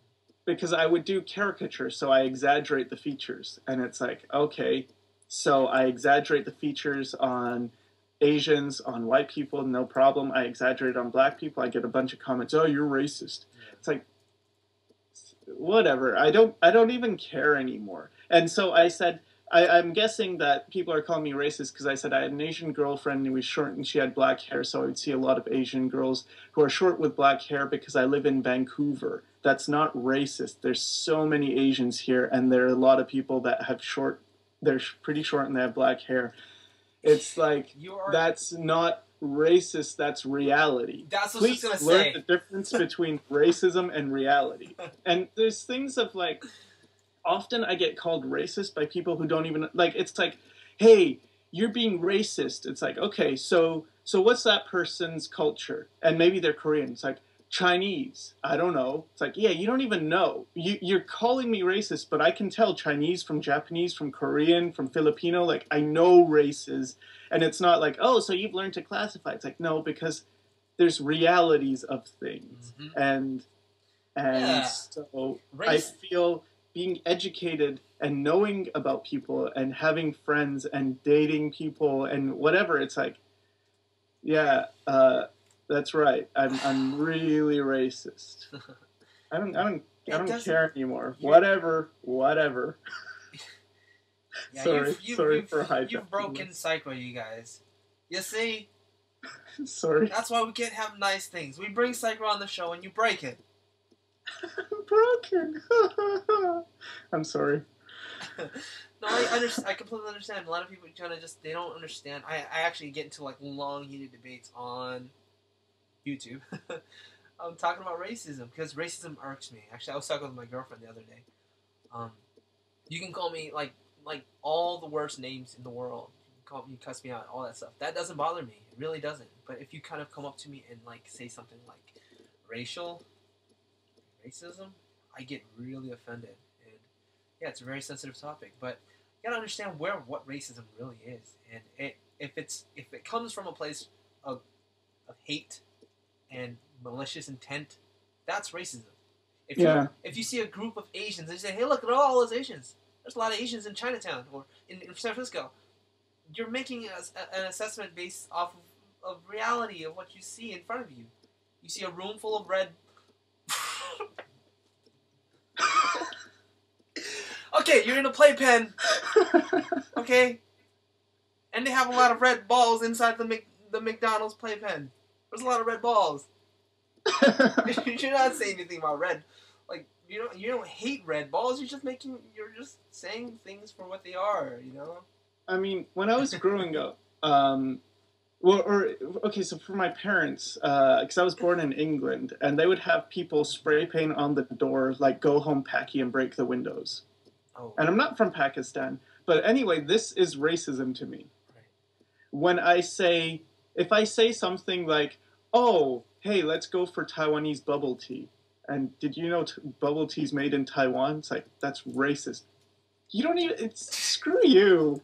Like, I appreciate a culture doesn't mean I'm racist, right, or I acknowledge someone's features. In fact, if I did caricatures of different races, and then when I got to black people, I said I didn't draw them the way, I didn't exaggerate their features. That's racist, because that's like saying, no, I'm not going to treat everyone the same. Absolutely. I'm going to treat you with kid gloves. And something I've noticed is I never get called racist by Canadians, really. It's more it's an American thing, and I think it has a lot to do with the culture of, I mean, they did go through slavery and a lot of things that were really terrible. So I get that, okay, I don't want to say, I don't get why people are insensitive. It's like, no, I get it. I get there's a sensitivity there, but it still bothers me, especially when people flippantly call me out on that, because it's like, if people saw my friends, it's like, well, they're all different races. Myself, it's not like people haven't been racist towards me. It's this thing of like, I don't know. Anyway, sorry for the whole talk. That was a good talk, because actually, let me just bring up another point here. My client for this whole thing is African American. The writer, African American, Janaea, and the founder of the company and all that stuff. So basically, when I was working on the African characters, African American characters, which is two so far. The first one, I just did it kind of, like general kind of. I wasn't aware first of all that the person was African American character, so I didn't know. So I kind of just went, the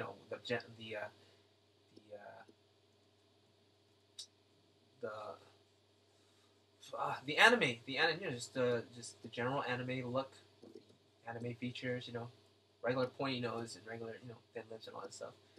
And then the manager of the company, who was directing, basically said, hey, can you make the character more black, basically.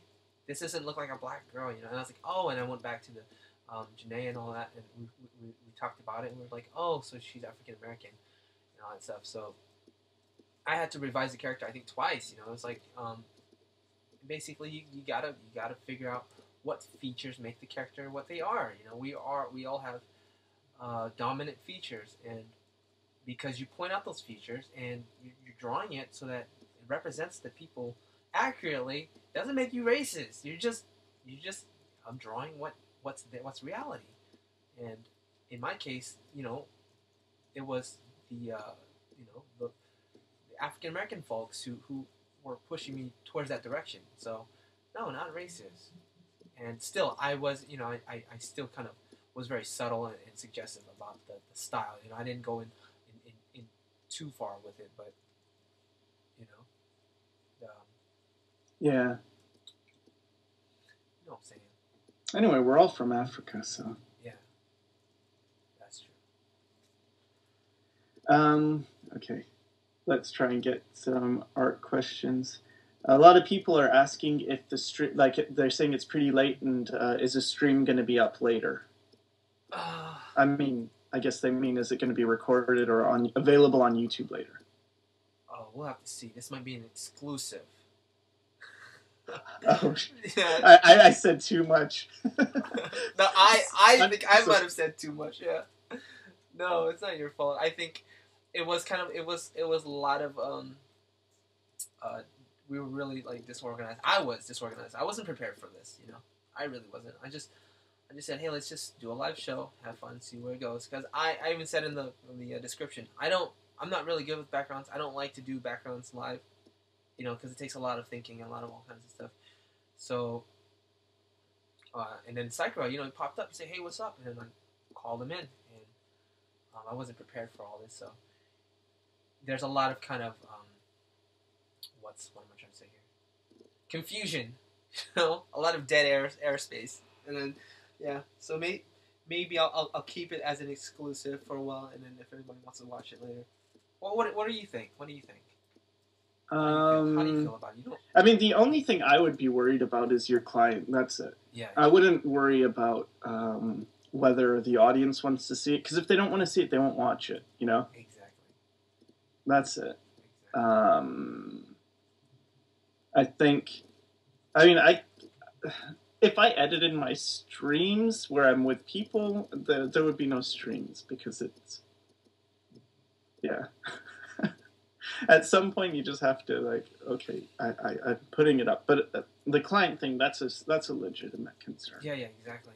I don't want to be for the client, but the thing is, we promote their book through these videos, kind of deal.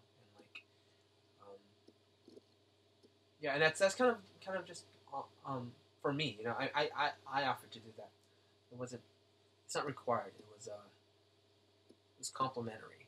So it's really up to me, really, if I wanted to put it up or not. It really was just yeah. Okay. I'm sorry, I'm losing track of thought here. Well, that's two random ideas. Okay, Zeta Wolf 1 asks, do you guys feel weird / incomplete when you don't draw anything for longer than a day? Me? Yeah. I go on for days and weeks and really sometimes a year without even drawing, man. Yeah. Wow. Not even more since I do it for totally work. The opposite. Yeah. I have to do it for work, but when I was in art school, the only time I drew was for school, And when I was in like city college, I didn't draw at all. Like unless I took the art class.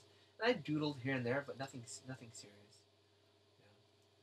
Are you a gamer, Jet? No, not a gamer either. Hmm. I was very in the social scene, trying to be popular with the kids, trying to sing, trying to hang out, trying to be cool and all that stuff. And well, that was during a time I met my girlfriend, and we just drawing wasn't really my life yet. Yeah. Relationships they can take away from art. Yeah, they can. In a way. Let's see. What about you? You said that's weird because I mean, if I don't draw for, okay, first of all, I haven't not drawn a day since 2003, I think. So you've drawn every day since 2000. Well, I keep a journal, and it's basically I draw once a day in my journal.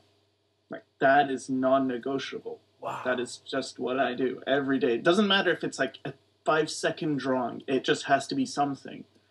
But if I don't draw, so that's sort of, it doesn't count. That doesn't matter. It's like, well, whatever. That doesn't even count. So if I don't do a drawing on top of that, I feel like it feels weird, and then I start to get depressed. You feel guilty. I don't know if it's guilt. It's just sort of like I'm supposed to be doing something that I'm not doing. Yeah. And then when I do go back and draw, like I've had times where I'm on vacation, so I just do my journal drawing, and then I start to feel weird, and then I go back to drawing after maybe like 4 days that I haven't done a drawing on top of the normal drawing, and then it's like, oh, right. I do this. This is what I do. Right. Yeah. Wow. Oh, here's an example. Okay, so I hang out with my art friends from art school, and we come back from vacation, and they're like, "Yeah, I feel rusty, and I practice. I drew a little bit here and there." I'm like, I didn't draw all summer. I didn't draw all vacation. I totally used to do that though when I was younger. Yeah, just like I didn't draw at all, and so like. I feel like I definitely could have improved, could have applied myself a little more. Yeah. Well, that probably works too, because even if you don't draw, it's like your brain's not turned off. No. Your subconscious like records everything. Yeah. It has a natural memory bank in there. I mean, something you have, which I severely lack, is it sounds like you've had experience in life, and that's really good too. Experience in life? What do you mean? I mean, like you mentioned you're social and things. For me, I'm totally the opposite. I'm completely introverted, and my life doesn't go much further than art or art-related things. And so it's like, when I look back, it's like, oh, I didn't do a lot in terms of, I didn't party, or there's a lot that I didn't do, I feel like maybe I missed out on. I don't know. Nah, it's all good. We all have different paths in life, and I don't think there's a wrong way unless you're killing somebody. We're all growing. But I mean, I know what you mean. Yeah, for me, I feel like this is kind of was going to be my future art. You know what I mean? I could have spent so much more time. I felt like I could have doubled my ability if I focused more on art. But that would have been scary. You with 2 times the ability, Jesus. Oh man. That'd be so scary. You're already too good. Oh man, are you serious? Stop it. No, you stop it. I've been trying to do what you, because you've been doing the thing with the mannequin, right? You did that for a while. Mm-hmm. It takes me so much drawing. I mean, this is a thing where people will say, oh, you just need I'm not putting you in this category, but I often hear from the talented artists or more talented artists, oh, you're just not drawing enough. And the thing is, I've looked at people who are talented and I outdraw them in terms of hours. It's like, no, I've done more than you, and I'm still not. I'm not, because the thing is, I need to understand it completely in a way. Right. And so, yeah, when I see your progress, it's like, oh my God, how's he doing that? Oh, I'm sorry, dude. Like No, I'm it's gonna good that you're doing it, and I get it. Okay, I'm gonna admit something. Okay, I'm gonna admit Yeah. something to the world right now, this moment, because you He brought it traces them all. In fact, he's not even painting right now. It's a finished drawing, and he's just taking the eraser and going back in time. No, man, dude, your drawings are amazing too, man.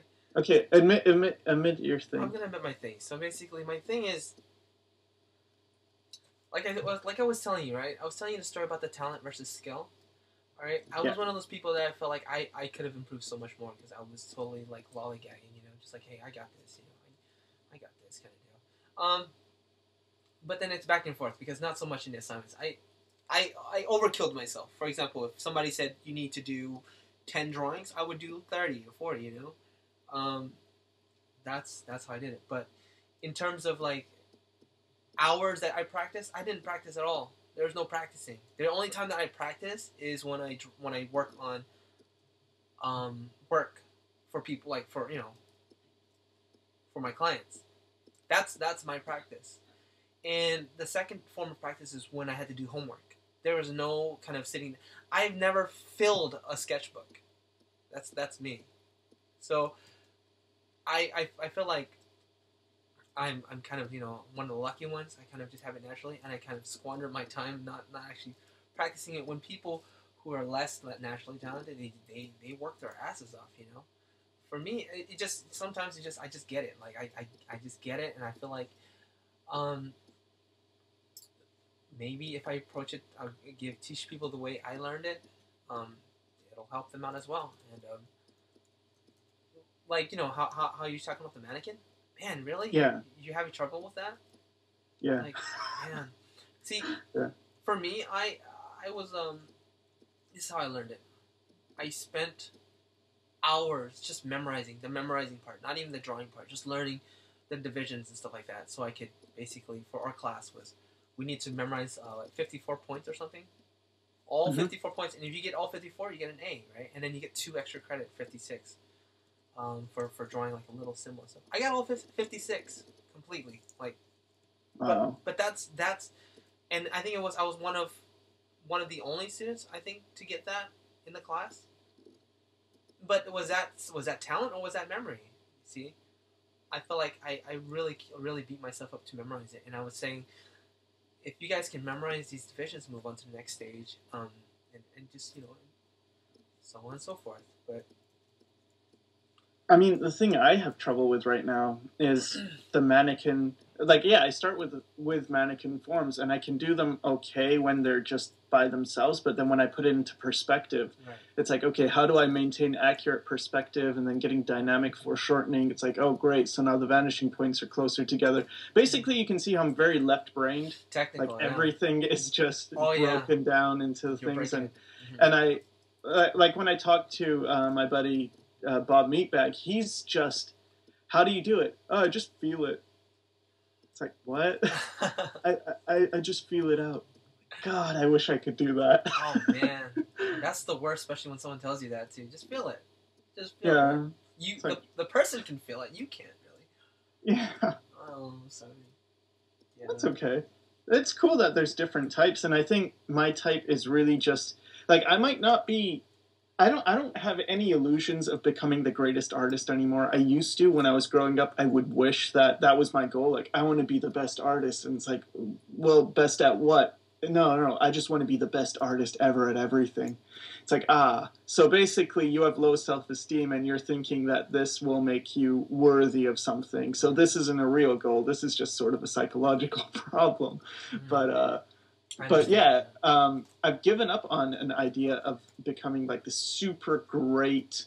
No, I still want to be a really good artist, but I mean, I'm not going to be the best artist. But I do think maybe because of the analysis thing, maybe hopefully at one time I could be the best art teacher. Maybe. So that's what I'm thinking of. That works. Yeah, man.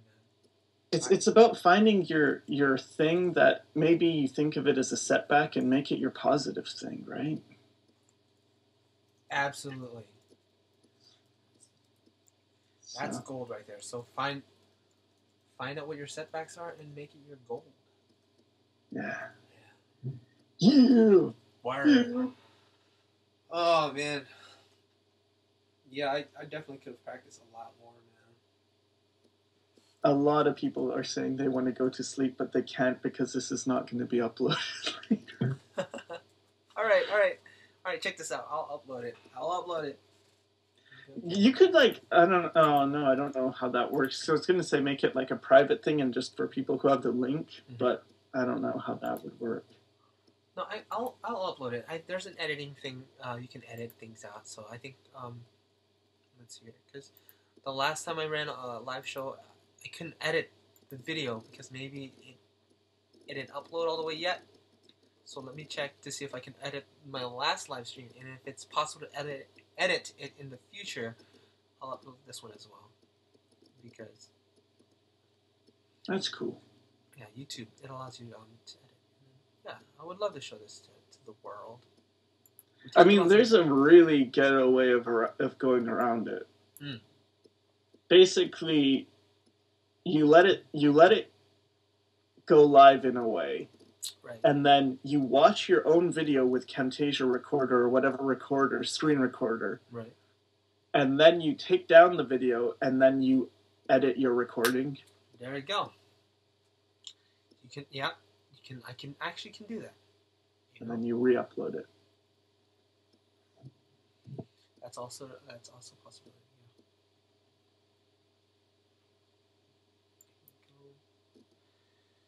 Yeah. Edit here, video editor, and then it has the list of videos that I worked on. Yeah, for some reason, it doesn't show my last. See, let me just show you guys what I'm talking about. But yeah, I might be just doing that. But this is here is Manga Studio. This video was the last video. It didn't show my last video.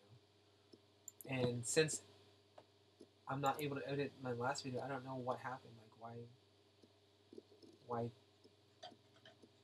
it didn't allow me to do that. So if I can, I'll upload it. There's a lot of valuable information. And that will probably have to wait a second. Actually, yeah, I think it. Hey, yeah. No, it works. It works. Yeah, this will be up. No more debates. It'll be up, and I can edit it. Cool. Word. So you guys can go to sleep if you need to. Yeah. Sleep time. Yeah, but back onto that thing. I had to take a test, and a test, right brain, left brain, thingy thing, and that's why my communication skills are not very strong. I used to be traumatized when I spoke to people. Really? Wow. Yeah, I can like even when I first started on this live stream. This is one of the main reasons why I wanted to do this YouTube channel is because I wanted to develop my speaking skills. If you were to talk to me a year ago, I wouldn't get past my first sentence. I didn't have the like confidence or like I don't know what it was. I just couldn't say a single word without having to like rethink it or re-say it or you know what I mean. I couldn't let go. I had so much holding me back, and it was crippling, literally crippling. Yeah. Yeah. I don't know what that's like. I still have that if I talk in real life to people. Really? Yeah. It's like, hey, so usually it's, hey, how are you? I'm good. Yeah, me too. And that's it. And then it's like, shit, what do I say? What do I say? What do I say? What do I say? What do I say? What do I say? And then you throw in like a joke or something. No, but like for me, it's opposite, really. I mean, in person, if I'm meeting you, I'm like an animal. I'm just wild. You know, I'm just like all over the place. I can hug. You know, I usually hug the people I meet. I'm the big hugger. So, on the internet, I can't. I'm so like, I don't know. It's weird. I mean, I can do it now. I've gotten so much better. My mind has collected itself. And I think it's partly due to like meditation. I've been meditating for like the past year. Part of it, I feel like that's helped a lot. But for example, like my first video, how to draw from photo reference or something like that. My very first video took me like literally 6 hours to do. I would Wow. rehearse my lines. Like, I would, like, say it over and over. That didn't sound right. Oh, that didn't sound right. I'd say each line, like, 20 times just to try to get it right. And I'd delete it, record it, delete it, record it. I don't have that problem anymore, but... You don't have that problem? I still have that problem. Well, if it's scripted, it'll take less time. It'll be, like, three takes. 4 takes. Sometimes I'll hit it the first try, you know. But, you know what I mean? Right. It's not, like, sitting there... Just say, like for example, hey, this is the Jetty Jet Show. That was hey, Jetty Jet Show. You know, yeah. the Jetty Jet Show. Oh, the inflections are just not right, and I just didn't know how to. You know, was never satisfied. But yeah. Yeah. So I'm terribly right-brained. Even tests show the tests that I took. There was an extensive test that we took in City College. Yeah. Was the moment I discovered why and how my brain worked. You know. Are you left-handed? I'm not left-handed, no. Oh. But I did write with my left hand starting off, and I always wrote my names backwards as a kid, and numbers upside down. That was strange, looking back now. But those are one of the things growing up. We took the test, and it just basically shows you, like, you answer a bunch of questions, and it scores you. I scored basically 98% right brain. So, and the average was like 60, 50, 70, it's like, it's pretty balanced between people. And I was 98 right brain, and I was just like, oh, that's why I'm so, like, jumbled all the time. And speaking was crippling to me. Like in my classes, my art school, right? When it came to presentation day, I literally was the only guy who couldn't talk. I'd be standing there so nervous, like stage fright, right? But it wasn't really stage fright. I just don't know what to say. I didn't know what, like, I was just so lost. It's like, hey, Jet, he's really fun and easygoing and stuff, but he can't talk. What's going on? It's broken. I was broken all the time. But yeah, we all have our strengths and weaknesses, and for me, YouTube was my goal. I put this out there so I can basically overcome that problem. Oh, I know how you feel. Yeah, I used to do live streams, and before doing the live stream, and this is not on Hangouts, but this is on, like, livestream.com, whatever. Mm-hmm. Yeah. And people said they wanted me to do live streams, but I felt so nervous. Yeah. And it would stop me. And then eventually I realized what the problem is that I am expecting to have good results. I'm thinking, like, oh, of course I should have good results. And in a way, I'm being dishonest, because I'm saying I want to project this image of being competent in an area I'm not competent. And what it's doing is it's killing me. It's making me think, like, I freeze. I don't know what to do. I think, what if I say something stupid? What if I make a joke and no one laughs and whatever? And then what I did is I changed the name of my stream to the Socially Awkward Stream. Because that's what I was. I was socially awkward, and that's what I was afraid of being socially awkward. So it's like, forget it. I'm going to own it. Right. I am the Socially Awkward Stream. As soon as I put that on, and it's known as being the Socially Awkward Stream, it went so easy. Wow, like, I could just talk. Because it's like, oh, if I act stupid or I don't know what to say, well, that's what this stream is. It's like, well, what did you expect? You're on the Socially Awkward Stream. And then it also worked for getting shy people on with me, because at that time I would bring people from the audience in, and they would be all nervous as well. A lot of them would be shy, and I'm like, well, dude, you're on the Socially Awkward Stream. That's perfect. Right. You know? And then they would feel more relaxed, and I would feel more relaxed, and it was a huge burden off my shoulders to just accept your weakness and embrace it. If you're really worried that people are going to think so-and-so, just, hey, that's me, That's me. And then, ironically, not ironically, but it just goes away. Like, whatever tension you have, it's like, no. So, that's it. Now I do that all the time. If I have a weakness, I'll let you know. I suck at this. Yeah. Oh, okay. Dude, that's a great story, man. That's totally like you can do a freaking show or a movie on that. That's movie material. Like the journey of Sycra, you know? Watching his trials and tribulations. Zeta Wolf says, Jet, that story reminds me of Mark Crilly when he was drawing hoodies. He couldn't remember the word for pull strings. I don't know what they're called, but I can draw them. Don't know why. Yeah, we all kind of share kind of similar stories. We're all human. Yeah, and it's really tough to draw and talk. I don't know if people have experienced this, but this is not an easy thing to do. And then not to mention that you're in a live audience and you've got all these people watching you. I mean, you should give Jet some credit because he's doing something that's really hard. Thank you. This guy knows. I know what it's like, Jet. This guy knows, but no, we can cry together. I couldn't have done it without you, dude. Seriously. All right. This show would never have gotten anywhere if you weren't here. I'd be like, I know, the whole time, just. No, you just come up with good art. No. Is this like a snow scene that you're doing now? Yeah, I got the snow scene coming in. I really like. I love it. I love those snow scenes with the trees in the background. Yeah. And I'm also happy that I figured it out with some little information to go on. Okay, let me refresh. Oh, Trunks298 is saying, Jet, can I send you money? What?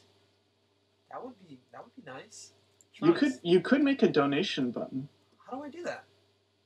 You go to PayPal, and I don't know if you have to make your account a business account, but you can just get this code, and it's a donate button, and then on your YouTube channel page, because I have one on my YouTube channel page, and I've actually had a few, like I don't advertise it, because I just think, whatever, but a few people have actually given donations, and it's really nice, like it's really like, wow. That's awesome. That's amazing. That would be pretty cool, yeah. It's really easy to set up. I can walk you through it after if you want. Oh yeah, that'd be awesome, man. That would be awesome. Wow. Yeah. He's the best. Since second grade. I was trying to tell you guys. I've known him since second grade, you guys. But then his sound wasn't on. We had like 5 or 6 classes together. So the truth is, we've known each other forever. This was our master plan from the very beginning. It's been over 7 years since I started my YouTube channel, and I knew Jet before then. And we decided, like, you know what? We're going to introduce you a bit later. You're going to make a Jetty Jet show. And he's like, yeah, totally. That's what we'll do. Yeah, no, I was like we were in the basement trying to figure out the best, like, we were going to form the Sycra. We're trying to take over Mark Crilly. That's the goal. Yeah. So we started off. When did you start? You didn't start long ago, right? I started last year, yeah. Last year? Wow. And you're already at 8,000 subscribers? That's really good. I'm really lucky, I guess. It's really good. It's been a long journey. Danny with Nuggets. Sycra, how are you doing financially? I'm getting by. So, financially, the thing now is that I'm doing freelance, and I am trying to give myself as much time to improve as I can. So, I make enough that I need to survive, but I'm not, like, by any means doing well. But I don't need much. I'm by myself. It's just me. So, you know. Yeah, for me, how am I doing financially? I am pretty much a starving artist. Yeah. I feel like I'm not starving because I just ate earlier.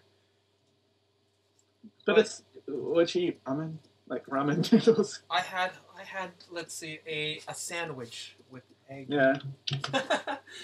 And that was not a racist joke. That was that poor artists often eat ramen noodles. Yeah. Jesus. Yeah, top ramen noodles from the vending machines. But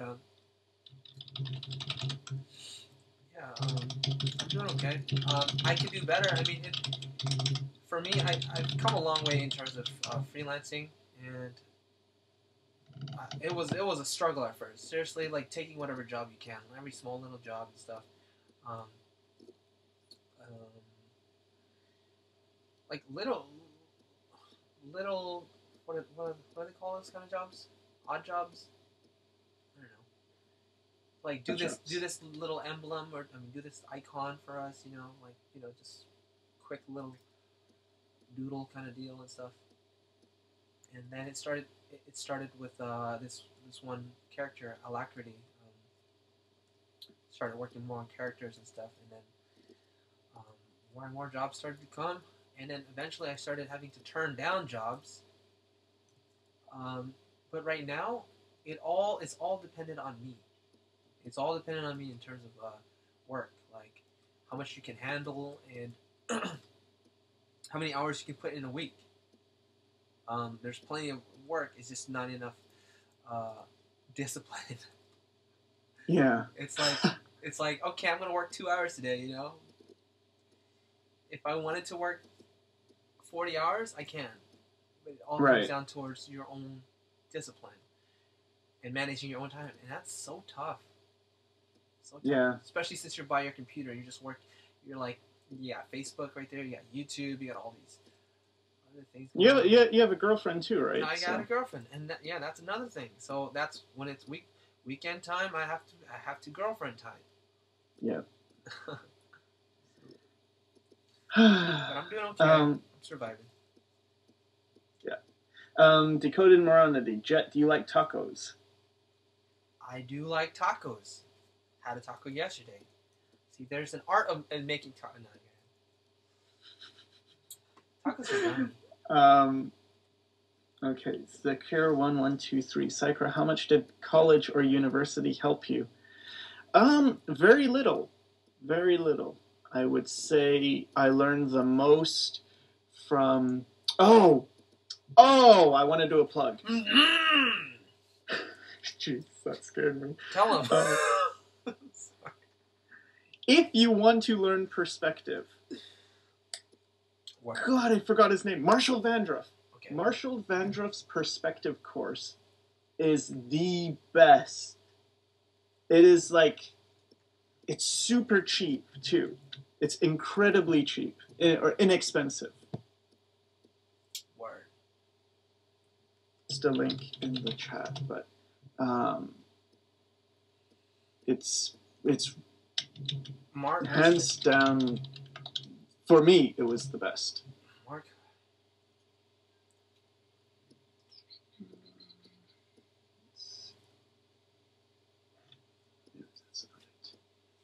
What I do next? An atmosphere. Oh, it's like martialart.com.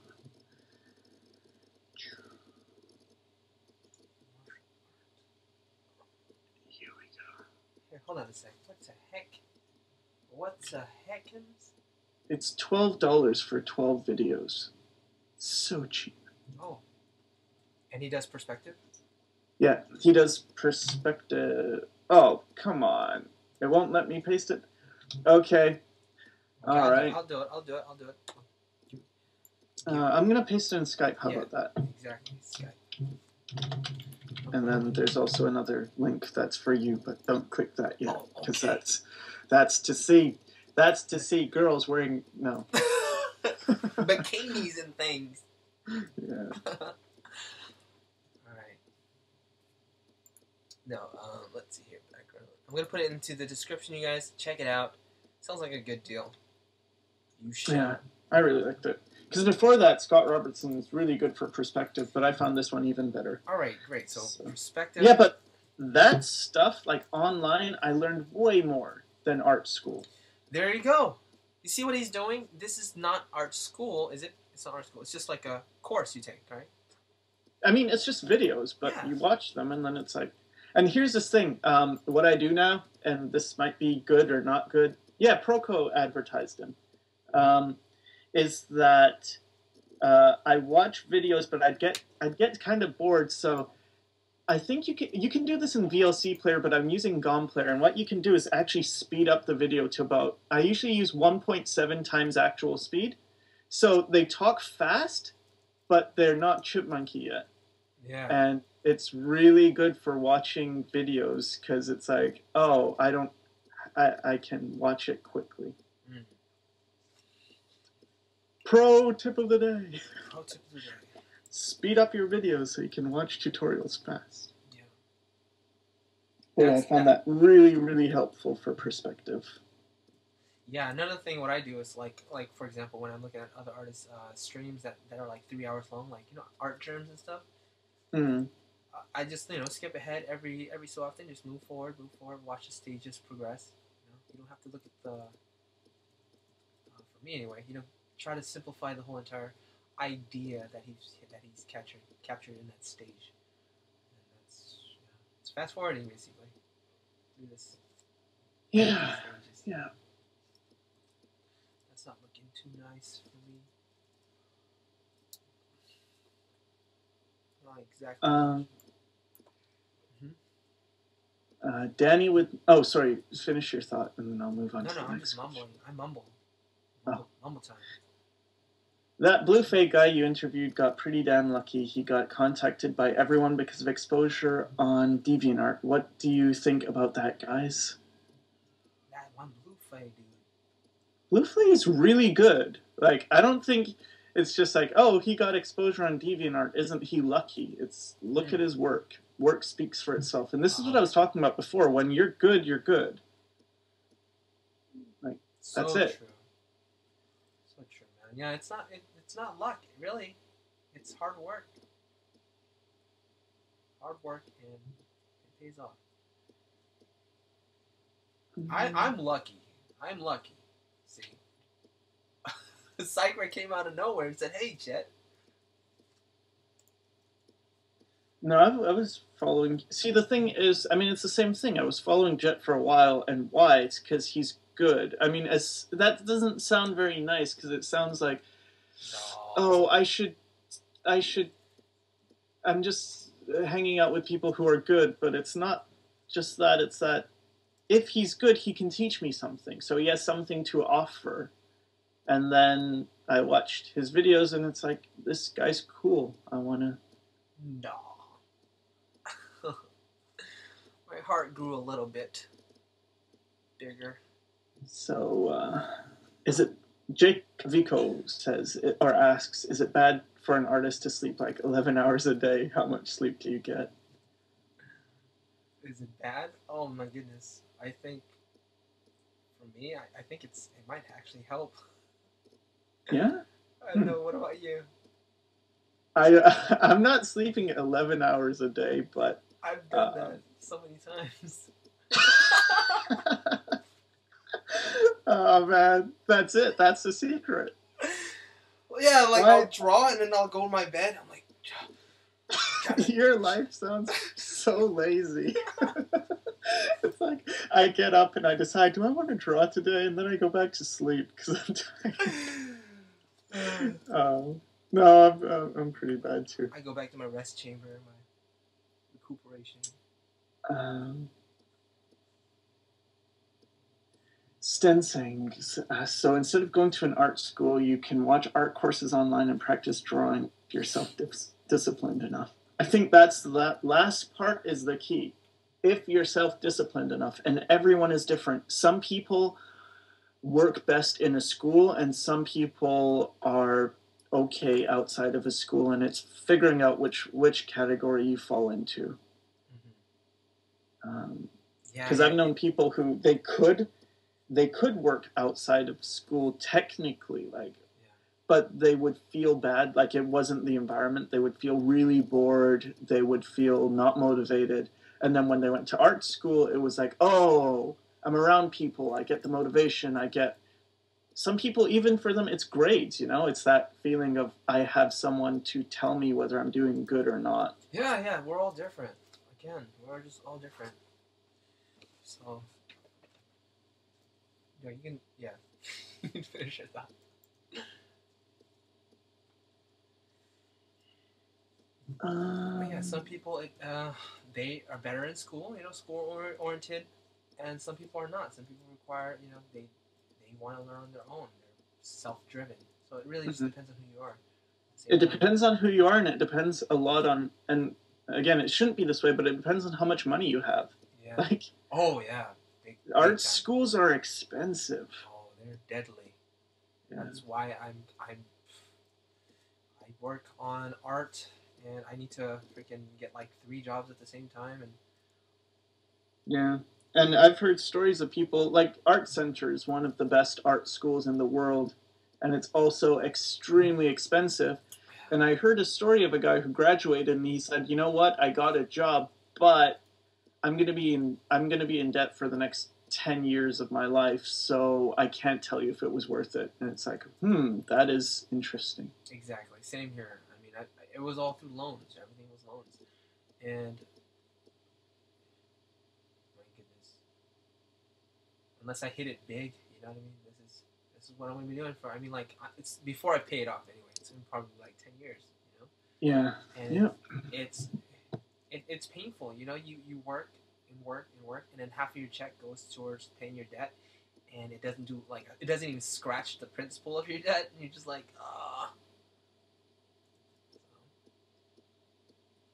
gotta take that into account. If you got the money, parents are well off, then yeah, do it. But it's not gonna get you rich, unless you're blue flag. Freya, I think that's how you pronounce the name. What if, for example, live in Denmark where most schools are free? That's a nice thing to live. Yeah. Most schools are free. Art schools? What are we talking about here? I guess it depends what they teach, because I've heard a lot of schools can be a bit on the like they focus on abstract art a lot, and not so much on fundamental. So it depends. It depends on, like, schools are different, What is IC? Do you know what IC is? No. Because Danny with Nugget says, "Do you go on IC Sycra or IC or I don't know. I don't know what IC is." I've never heard of IC. Oh, we have roads that are IC. Nah, I saw what you did there.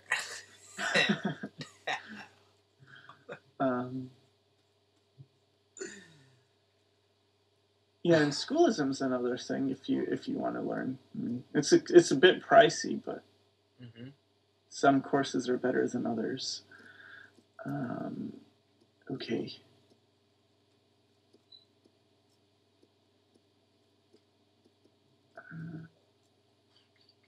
How long is your stream going on for, by the way? Because it's already been 2.5 hours. And... there's a limit on 3, so we'll just go for 3 hours. Let's see. Okay. Yeah. Are you starving? You gotta get out of here. I think we're almost done. We're almost done with the drawing, actually. So, the last one, and then we can decide which one to choose from. Yeah. IC is the artwork section of 4chan. Oh.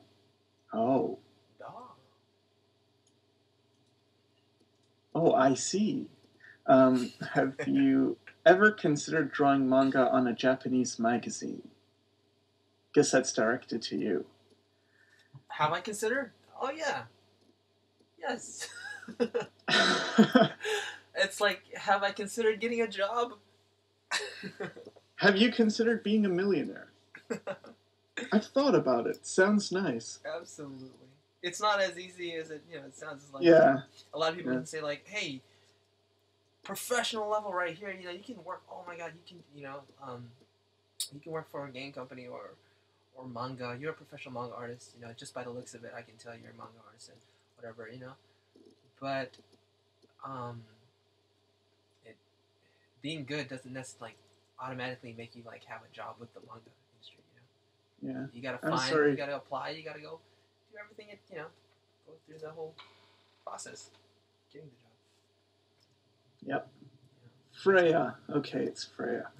Correction, Denmark, Norway, and Sweden have free school up to high school, but you have to pay for university or public schools. There are no real free art schools in Scandinavia, from my knowledge. And then Stenson says, yes, there are. And then they're in a fight. It just gets bloody after that.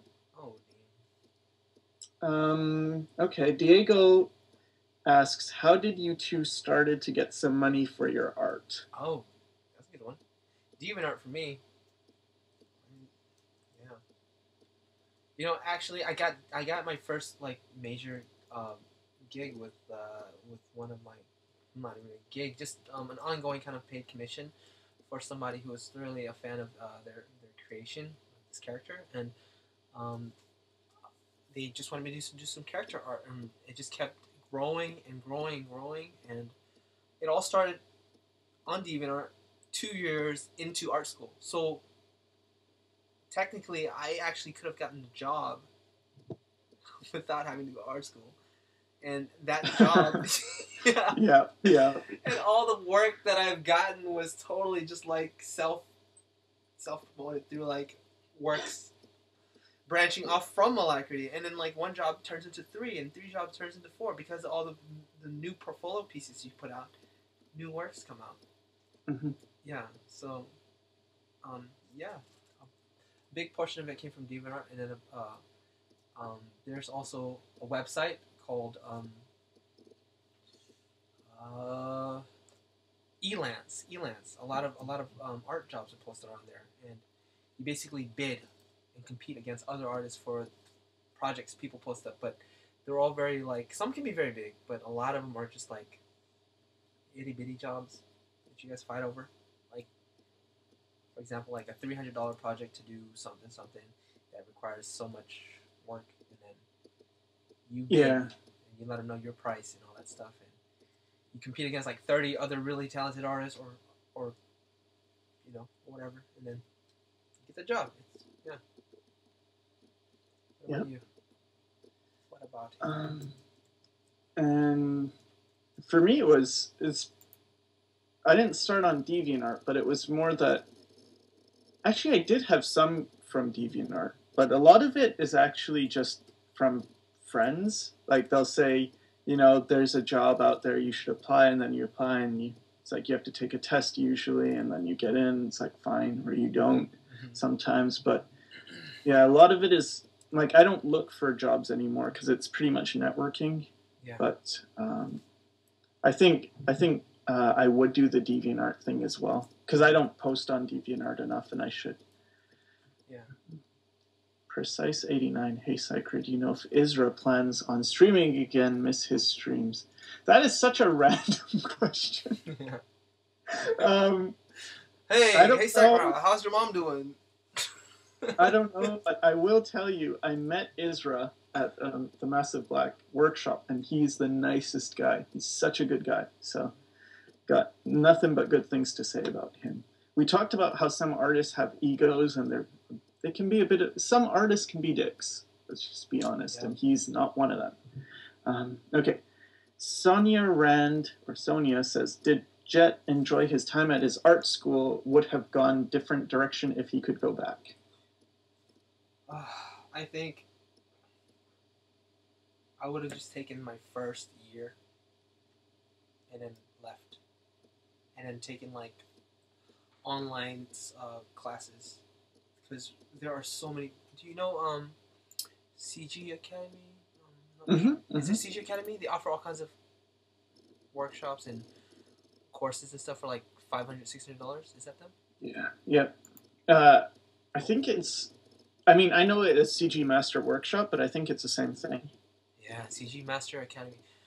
My goodness, their classes, they look so. Actually, some of the graduates that my seniors are actually teaching in that school now. In like. Oh, that's cool. Yeah, and their courses look so freaking good. They're so like valuable, and I think I could learn a lot more through those. So I'd take my first year, learn the foundations through the masters at the academy, because I love them. I can't trade them for anyone, you know. And then after that, just take online courses. but then I would have to drop out of art school after that. Right. Yeah. I've thought about, like, because my school, I got scholarships and it still cost about 18,000. And then I just wonder what kind of studio I could have made. Like, if I just had $18,000, like, okay, buy a Cintiq, buy, like, really nice. It's like, God. And you could have worked on all of your own projects and just... Exactly. Like, just save a portion for living expenses and then just, I don't know, work all the time. Yeah, just do it. I mean, you don't have to worry about the extra bills. Just do what you want to do. Yeah. That would have been awesome. Like, for me, I spent 3 years in City College, and I got basically 36 units transferred. So, like, I was a rare kind of case in my school. A lot of kids came right out of high school. Mm-hmm. And then I also got the Cal Grants because, our parents, my parents didn't make as much, income. So we qualified for that. And then that knocked off, I think, $10,000 a semester. Can you believe? 10,000. Wow. 10,000. So that's $40,000. I don't think the first one. Wow. I'm not sure the first one counted. Yeah, the first one didn't count. So total 30,000, and then each unit 36. I basically saved about 60,000. Wow. I graduated, and I owe 60,000. You see where I'm at? Yeah. My goodness. That's amazing. Yeah. That's a lot of money. That's not bad compared to my friends who were like at 120,000 debt, 110. I'm like, I'm over complaining about 60, but could you imagine? That's like a lifetime. That's 10 lifetimes. You can do so much stuff with that money. Yeah. Yeah. Art, just like, it's insane how inflated the prices are. So yeah. It is, especially compared to what you get. Because even when people tell me about how great art school is, I think, like, that sounds awesome if it was $2,500. Yeah. Like, really. But anyway. And what I'm saying was, I think I could put together a syllabus of my own. I could find the teachers my own. When I started art school, the online courses weren't as kind of abundant. You know what I mean? They were there, but you just kind of had to dig a little more. Yeah.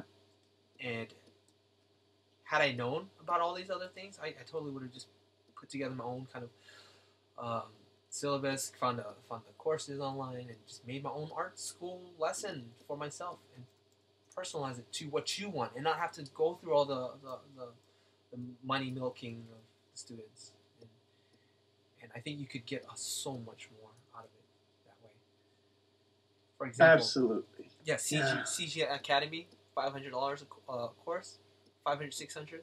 Art Academy, a basic course. It does. Here's a thing I would recommend to anybody, school or otherwise. Whatever you're planning to take, even if it's like an online thing, see if there's reviews online first. And if you're going to go to an art school, see if they have a section of alumni where it says, the alumni, and contact them, like email them. Some will answer, some won't, but that saved a lot of people a lot of issues with applying to a school because a school is going to try and seem good. Thank you. That's in their best interest. For mine, they said something like 90% of the graduates got jobs in the industry, and I guarantee, from what I saw, it's like, no.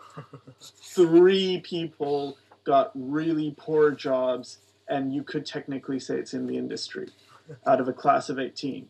So it's not 90%. Yeah. But when I went there, it looked really nice. Like, they have a lot of stuff, and looks can be deceiving. Absolutely. Same with mine. Yeah. So look for reviews and email people and say, I heard you went to this school. I'm thinking about going. What was your experience? Do you think it's worth it? Yeah. Research. Yeah, research. Yeah, our school's not all bad. Like, a lot of really successful people came out of our school. And I believe that many of the successful people could have made it with or without school. It wasn't school that gave them the job. They were really hard workers. Yeah, I totally agree. Everyone who was good, that really succeeded in the school I went to, and here's the thing as well. A couple of people, more than a couple actually, and the people who did better, they were actually professional before going to art school.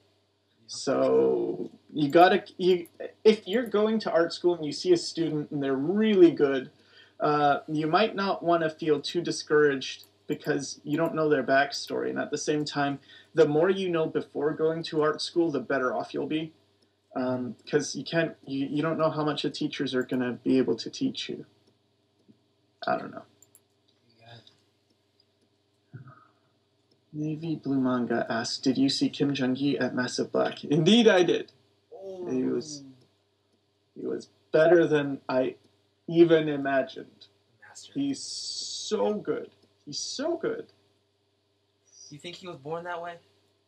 He said he got hit in the head with a baseball. And he's sort of, I don't know if he's joking or telling the truth, but I've heard this story before where people suffer brain injury and then they actually get really good at one thing. Yeah, I've heard that. So, and I've heard that from, like, a guy got hit by lightning and then he started playing piano all the time and he never had played piano before. Yeah. So, I believe it, but I believe he's totally, like, he's not functioning on a normal human level. Absolutely not. He said when he was in school, he would fill a 50-page sketchbook in a day. Now, the thing is, for me, it takes an hour to fill a page. So I don't have enough hours in the day to do what he did.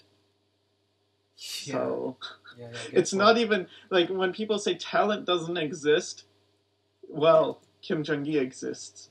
Kim Jong-gi exists. I can't explain how amazing he is. Like, that's his slogan. That's the slogan. I exist. Yeah. Kim Jong-gi exists. Without talent, I exist. Jojo Acosta, or Hoho, I don't know, but he says 90% of graduates got jobs, 70% didn't graduate, and the ones that graduated became teachers. Oh, I thought it was funny because I thought you said the ones that didn't graduate became teachers. Okay, no. Hold on. Say it again? I kind of missed it. It wasn't funny. Okay. Sorry. I'm sorry, Jojo. I'm sorry. Okay. Trevor Cool. I know most people rule out community colleges for art, but every now and there are cheap colleges with good art programs. It all depends on the professor and whether or not they know how to teach. That's cool. That's true as well. That is true.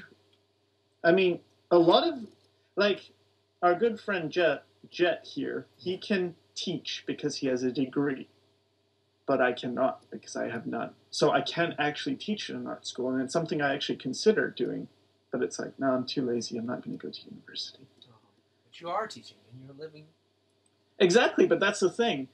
For people who might consider that I'd be good at teaching, but I don't have a degree, so you see, the people that I was going to say the people that do have a degree aren't necessarily good, but you are good. So, but again, you're not teaching at an arts. Is it something you've considered though? I have. I mean, what I want to do, I think after I've created my own stories and done everything, I feel like my true passion is in teaching. That's what I like doing. But yeah, I've always liked teaching before art school, you know, and going on to the point where, you know, even if you do have a degree, you know, that doesn't mean you're gonna be a good teacher, or, you know, because a lot of, not a lot, but some of the worst people I've met in the art field were my teachers.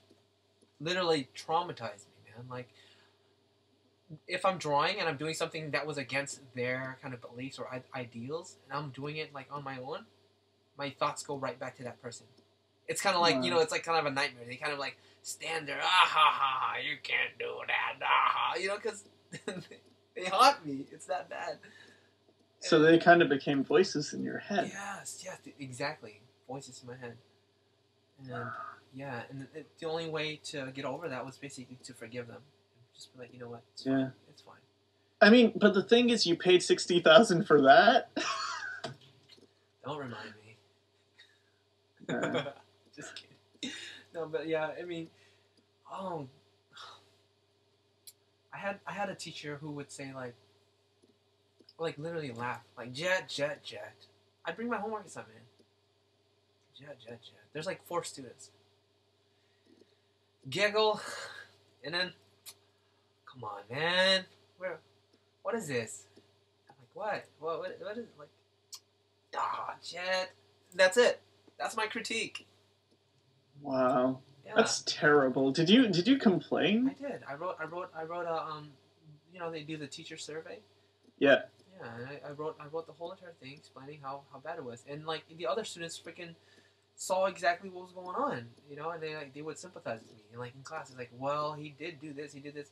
The truth was, somebody was having a little bit too much haterade.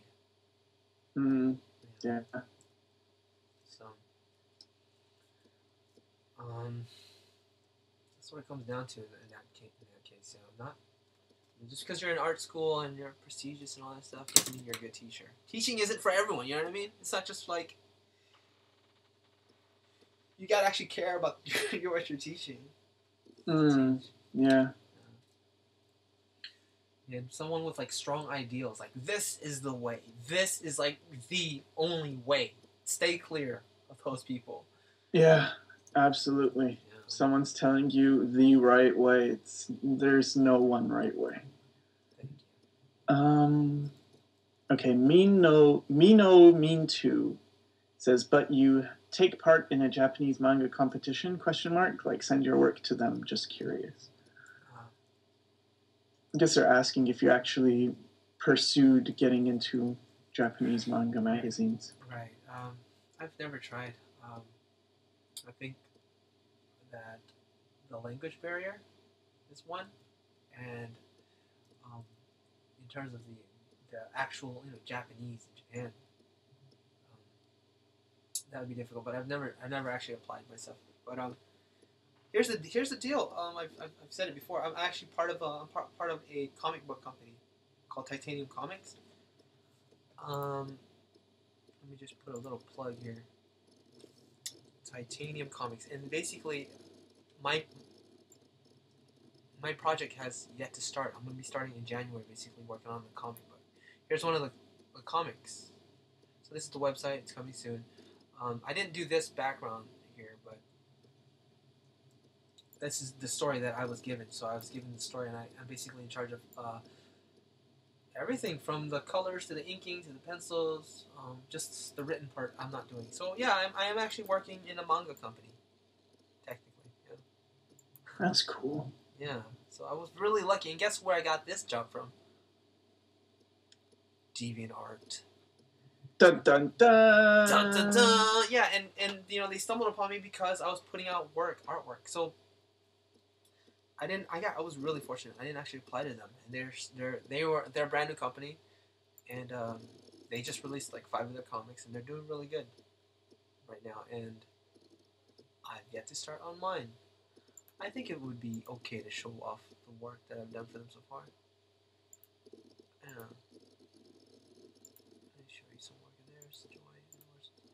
So yeah, am I working for a manga? Yes, I am, but not traditional. It's a It's a Western company. It's all digital. You can't really say where it originates from. So. Yeah. That's cool. Yeah. So, Ainley. Yeah. Ainley, yeah. So she worked on this artwork there. She couldn't stay with them because she was doing all kinds of other stuff. But she did this, and then she did the character design for it. Are you looking? Can you see the screen?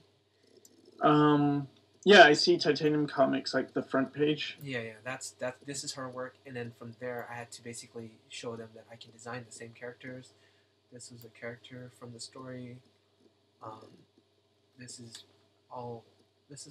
was going to be like the backdrop for the website for that section. The site's under construction still, but that's that. So this is the story I'll be working on. So yeah, there will be a manga that I will be working on, and definitely putting it out there for you guys. But currently, yeah, I'm working on that novel,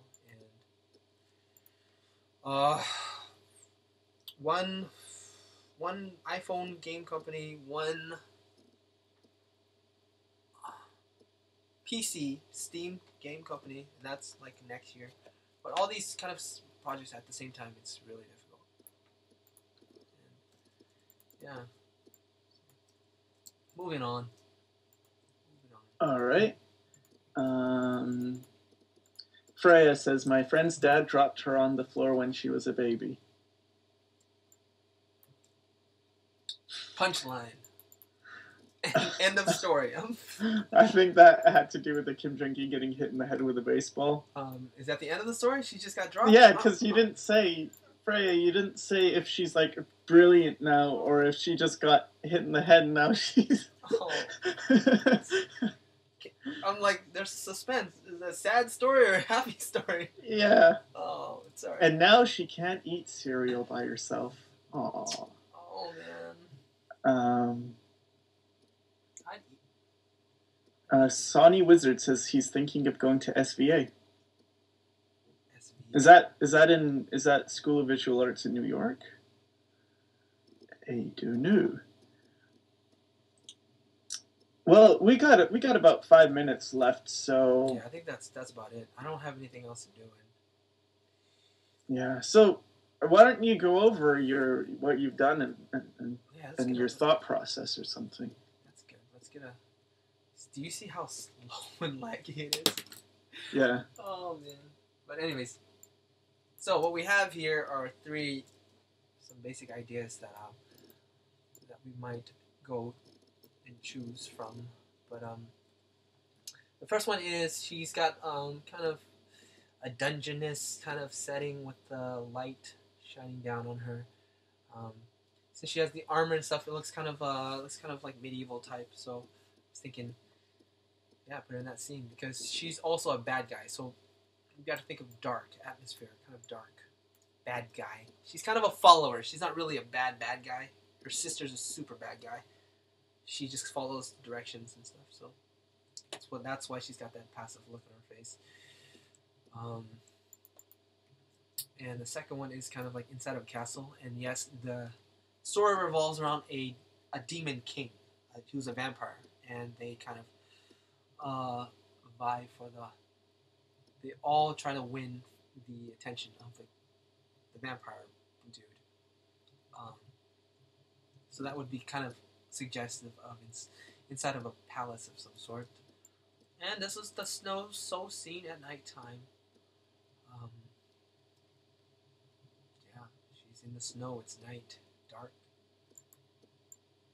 She seems to be the damsel in distress, but in reality, she will bite your head off. Yeah, but there's a lot more stuff that I can do to these things. These are just trying to convey the image across, since I was limited with the let's slow down here. So, if you guys want, we'll do a vote. What you guys think I should go with? Which one? What do you guys think? So are they like 1, 2, and 3? Oh yes, let me do that. 1, 2, and 3, guys, from left to right. 1, 2, 3.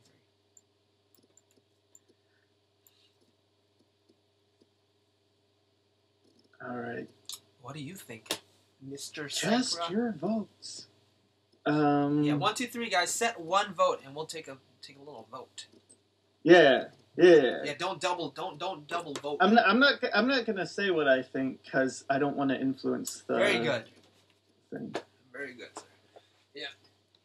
So again, these are just rough drafts again, and they're pretty refined. I mean, I don't have to do too much. The main turkey is the girl.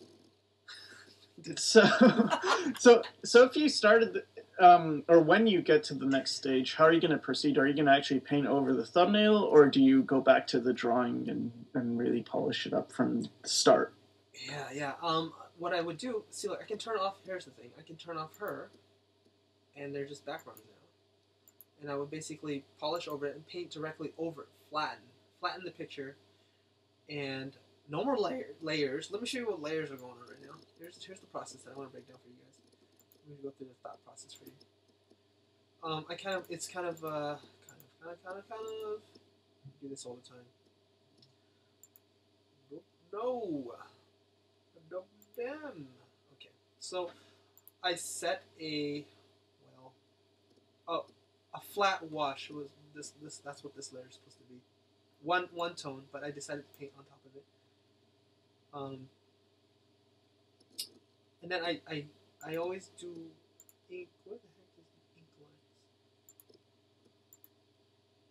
Where is it? I must have flattened it. Yeah.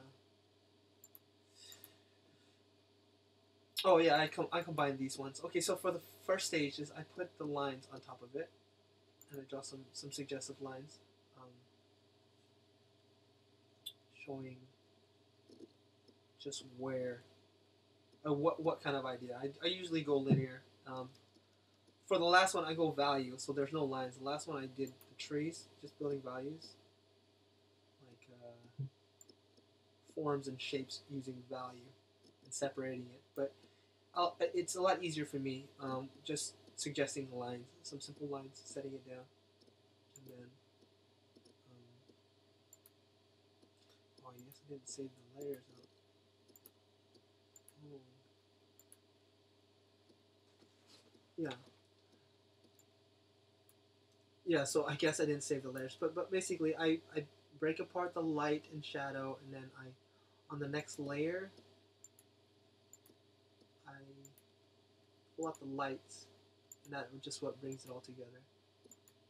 After I set down just the basic form, light and form, analysis and form, making it look 3D, by pulling the lights out. Not very many shadows. I don't really worry about shadows because originally the value was darker, and I pull out the lights. Just trying to identify the forms a little bit. Then on this layer, I use the color dodge, and I just basically spray light to wherever I want to be strongest for focal point and kind of, what is it called when it rains down? I don't know, man. But I know what you mean, but I don't know what it's called. Like the waterfall effect. It comes from it's bleeding down. Is that the term? I don't know. I just call it spotlighting. Spotlighting, yeah, spotlighting. Just basically giving her spotlight. Perfect. Yes, spotlight. For the forest one, I didn't go lines. I just want values. Some background values, snow foreground, and I separated the trees. There's the ones in the front, and then there's the one in the back. So the mid ground trees and then the background trees. And since they're on its separate layer, I can basically click the transparent tool, the lock transparent, and I can affect it and lower its value to make it look like it's pushing further away. Really simple, really straightforward. And voila, basic. Should have been a lot faster, but it was so sluggish. All right. Okay, you got a lot of threes, a lot of twos, and a few ones, but it looks like 3 is the most people are. There's a lot of threes. Okay, clap hands.